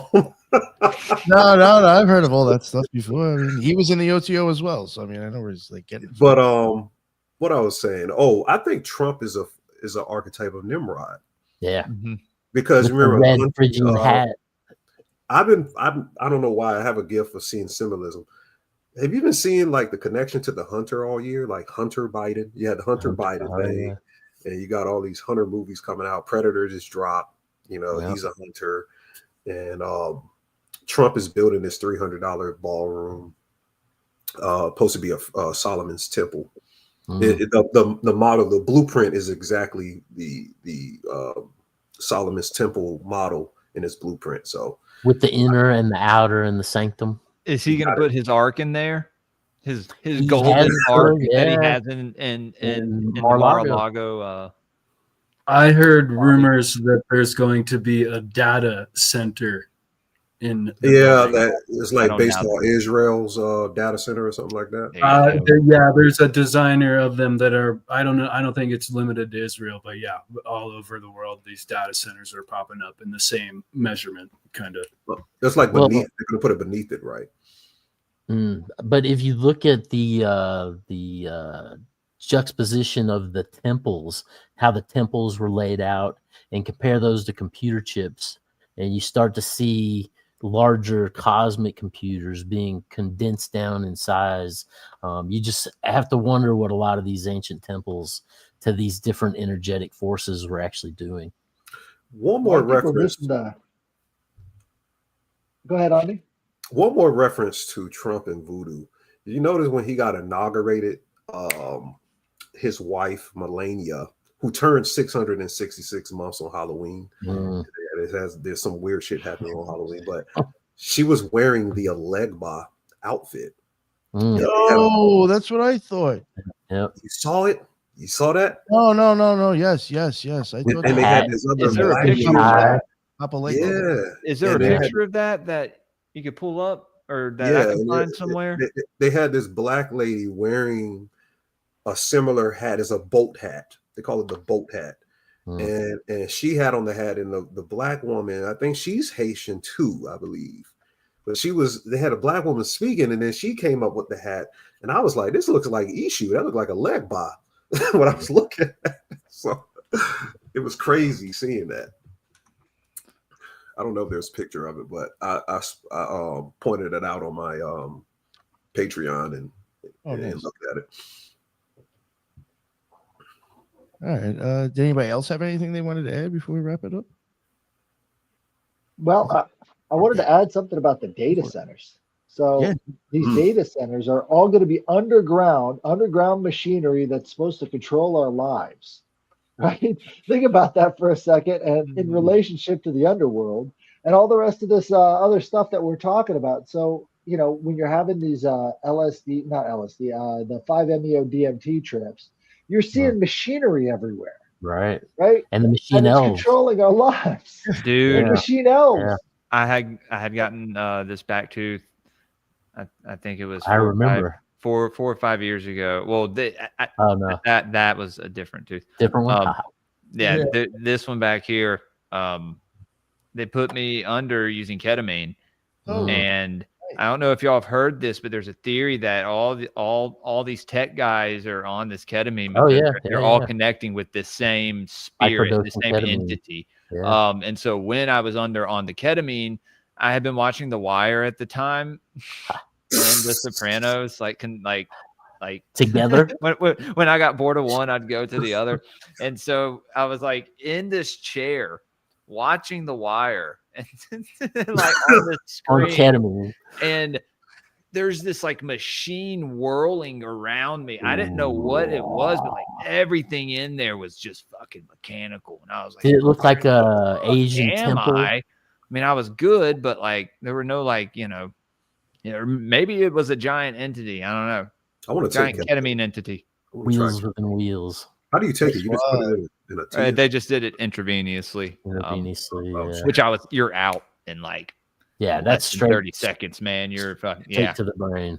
way better than being put under on any opiate or anything. Back in the day. Can I drink it? Well, one It's thing a- that's You can use it as a nasal spray. Yeah.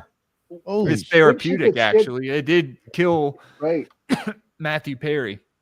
I Oh think. yeah. Yeah. But yeah, that's yeah. because he mixed it with buprenorphine, Suboxone, which will kill you if you mix that. So you'll stop breathing. Yeah, anything you mix with Suboxone will kill you. Yeah. I've had At the end of the movie, it's a thread that comes together this occult and political relationship, right? Where he's the bad guy, forgive me, I forget his name, is about to practice the final ritual, but the Oh shit. Oh no, government is in the middle of the revolution and has overthrown his power, right? So that occult and government connection is just right there. Oh, bummer. Oh, Big time.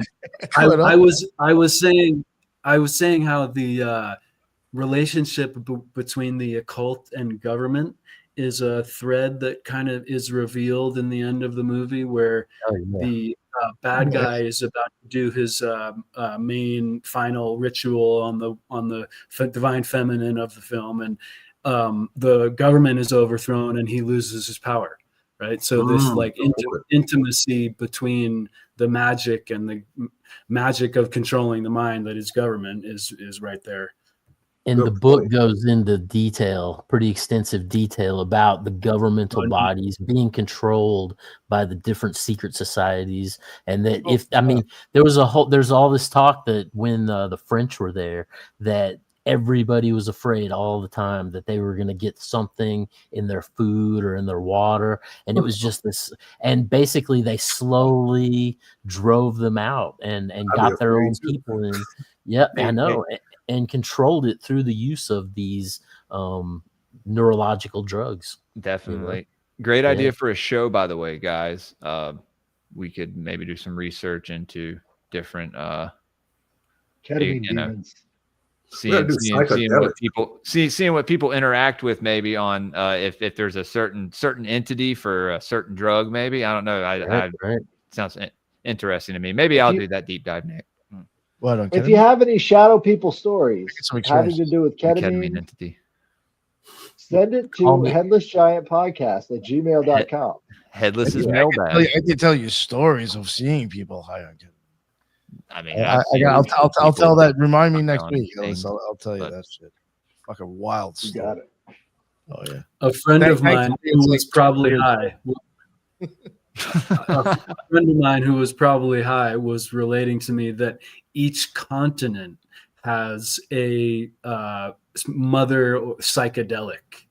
I forget the entirety of them all, but Iboga is the one Africa. I don't know what god or goddess they are each related to, but wow, man.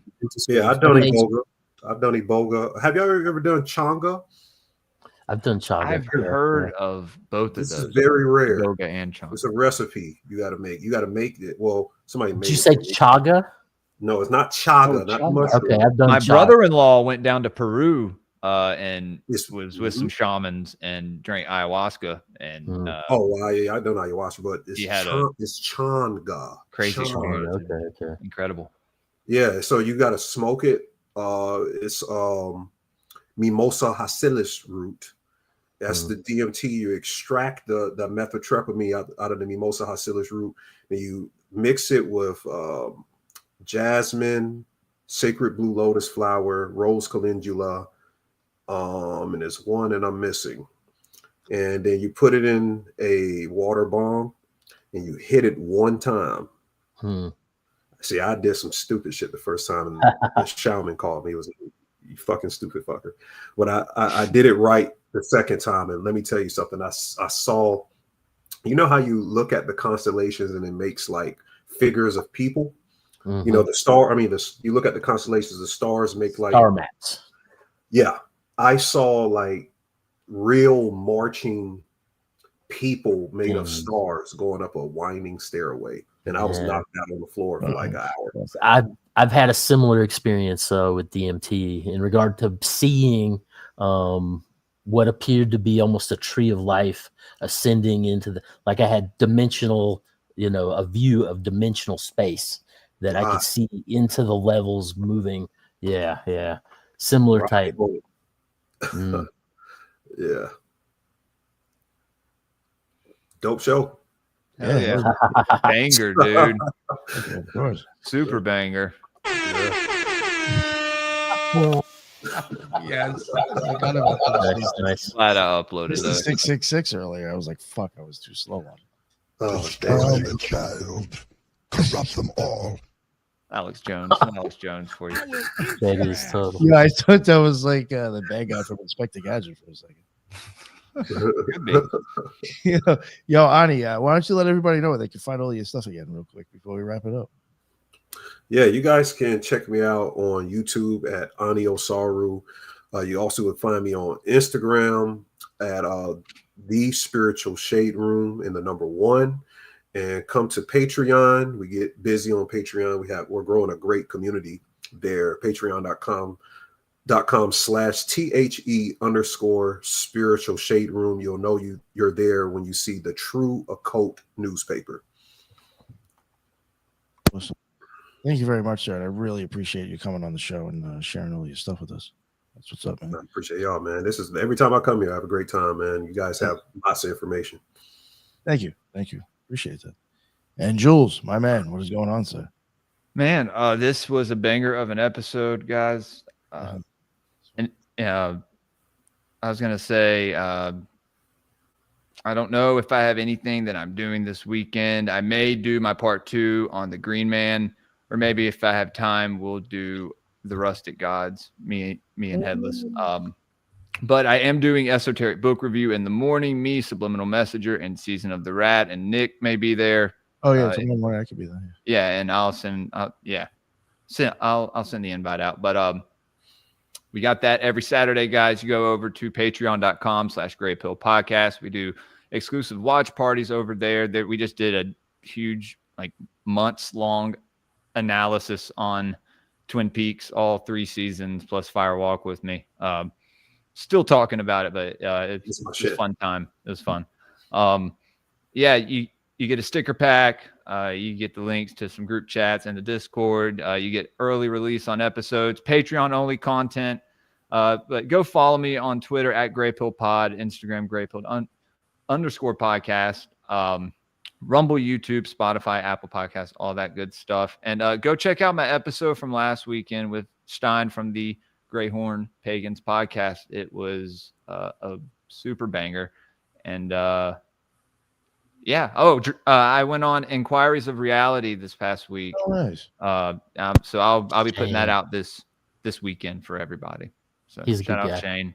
Yeah, He'll he's be nice coming too. on soon. Oh, and Doc is coming on Oh, Tuesday. hell yeah. Yeah. or maybe I'm going on his show. We booked a few shows together, so we'll be doing some back and forths. A lot of shows coming this next this next month, guys. A lot of shows. Cult of Conspiracy, The Veritas Road, Strange Brew, Doc, Dana Doodah just booked a show with me, so it's gonna be fun. Anyway, yeah, that's it. No more plugs. I could do more, but all right, you go. All right, and Ethan. Oh, thank you very much, Joe. Sorry, you had me looking at my calendar to check what I was doing. So so, thank you, though, sir. And Ethan, go ahead, man. Let everybody know where they can find you. That was awesome. Thank you guys so much, Ani. Great to talk with you and meet you.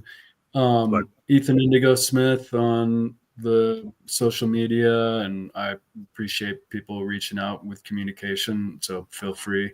And I'm working on a couple articles, one about Tai Chi, one about neuro-linguistic programming of leaders, and trying to write frequently. So appreciate everyone checking me out.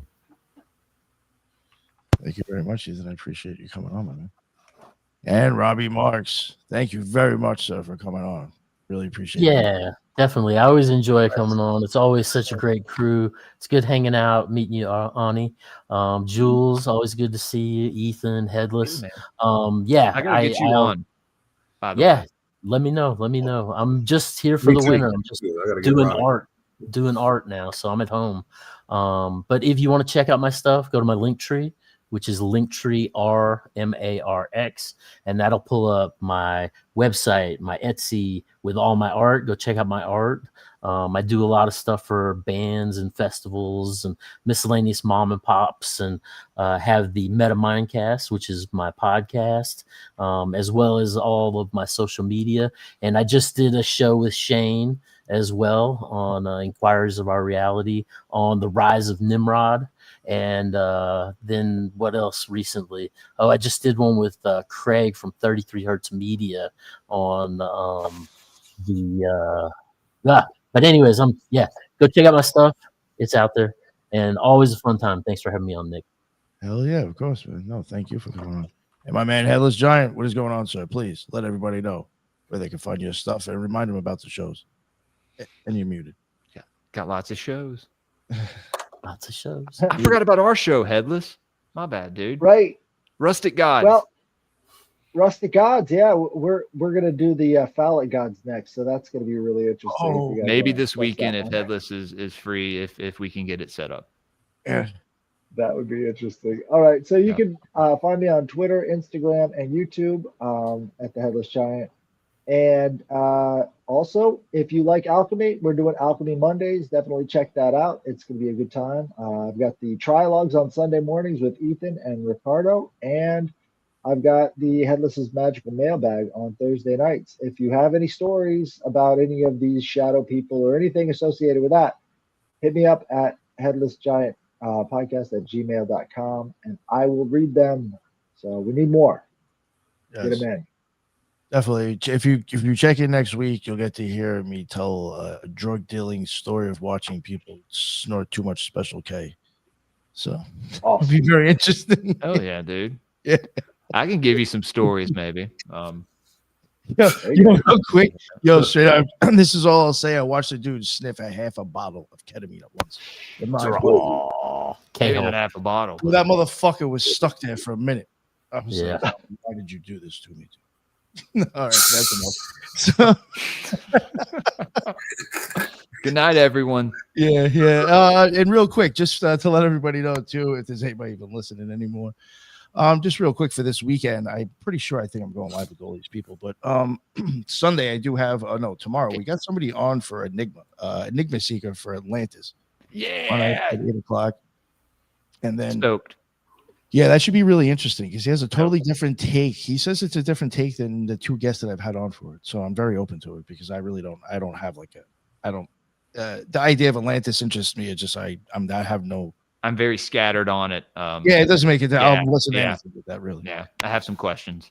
And then Sunday I got Peter Mark Adams interesting guy, pretty intelligent dude coming on from Mithras, and that was actually Headless. Found that fucking guest. I'll be there for that too. And then at 5 o'clock, I do have Solomon Pakal for Mayan astrology, and he's going to be making some announcements too, like something that he's doing on his channel that he found. He thinks some tie to Epstein and that shit on his island to actually Mayan astrology shit. So something to do with that. Yeah, he was going to mention that on the show for a little bit, but yeah, I got him coming on Sunday. So yeah, I got a couple of guests this weekend. Keep it interesting. But yeah, thank you everybody who came on again. That was wild. That was fun. It was a lot of shit, and it was better than I expected it. So yeah, thank you all, and everybody in the chat. That's what's up. I can see everybody else's comments from all the other channels. That was some cool shit there, definitely, and I appreciate everybody again. That's on the other channels. I appreciate all you jumping on and commenting as well. And that's the end of another Occult Rejects. And until the next one, everybody be well. Later.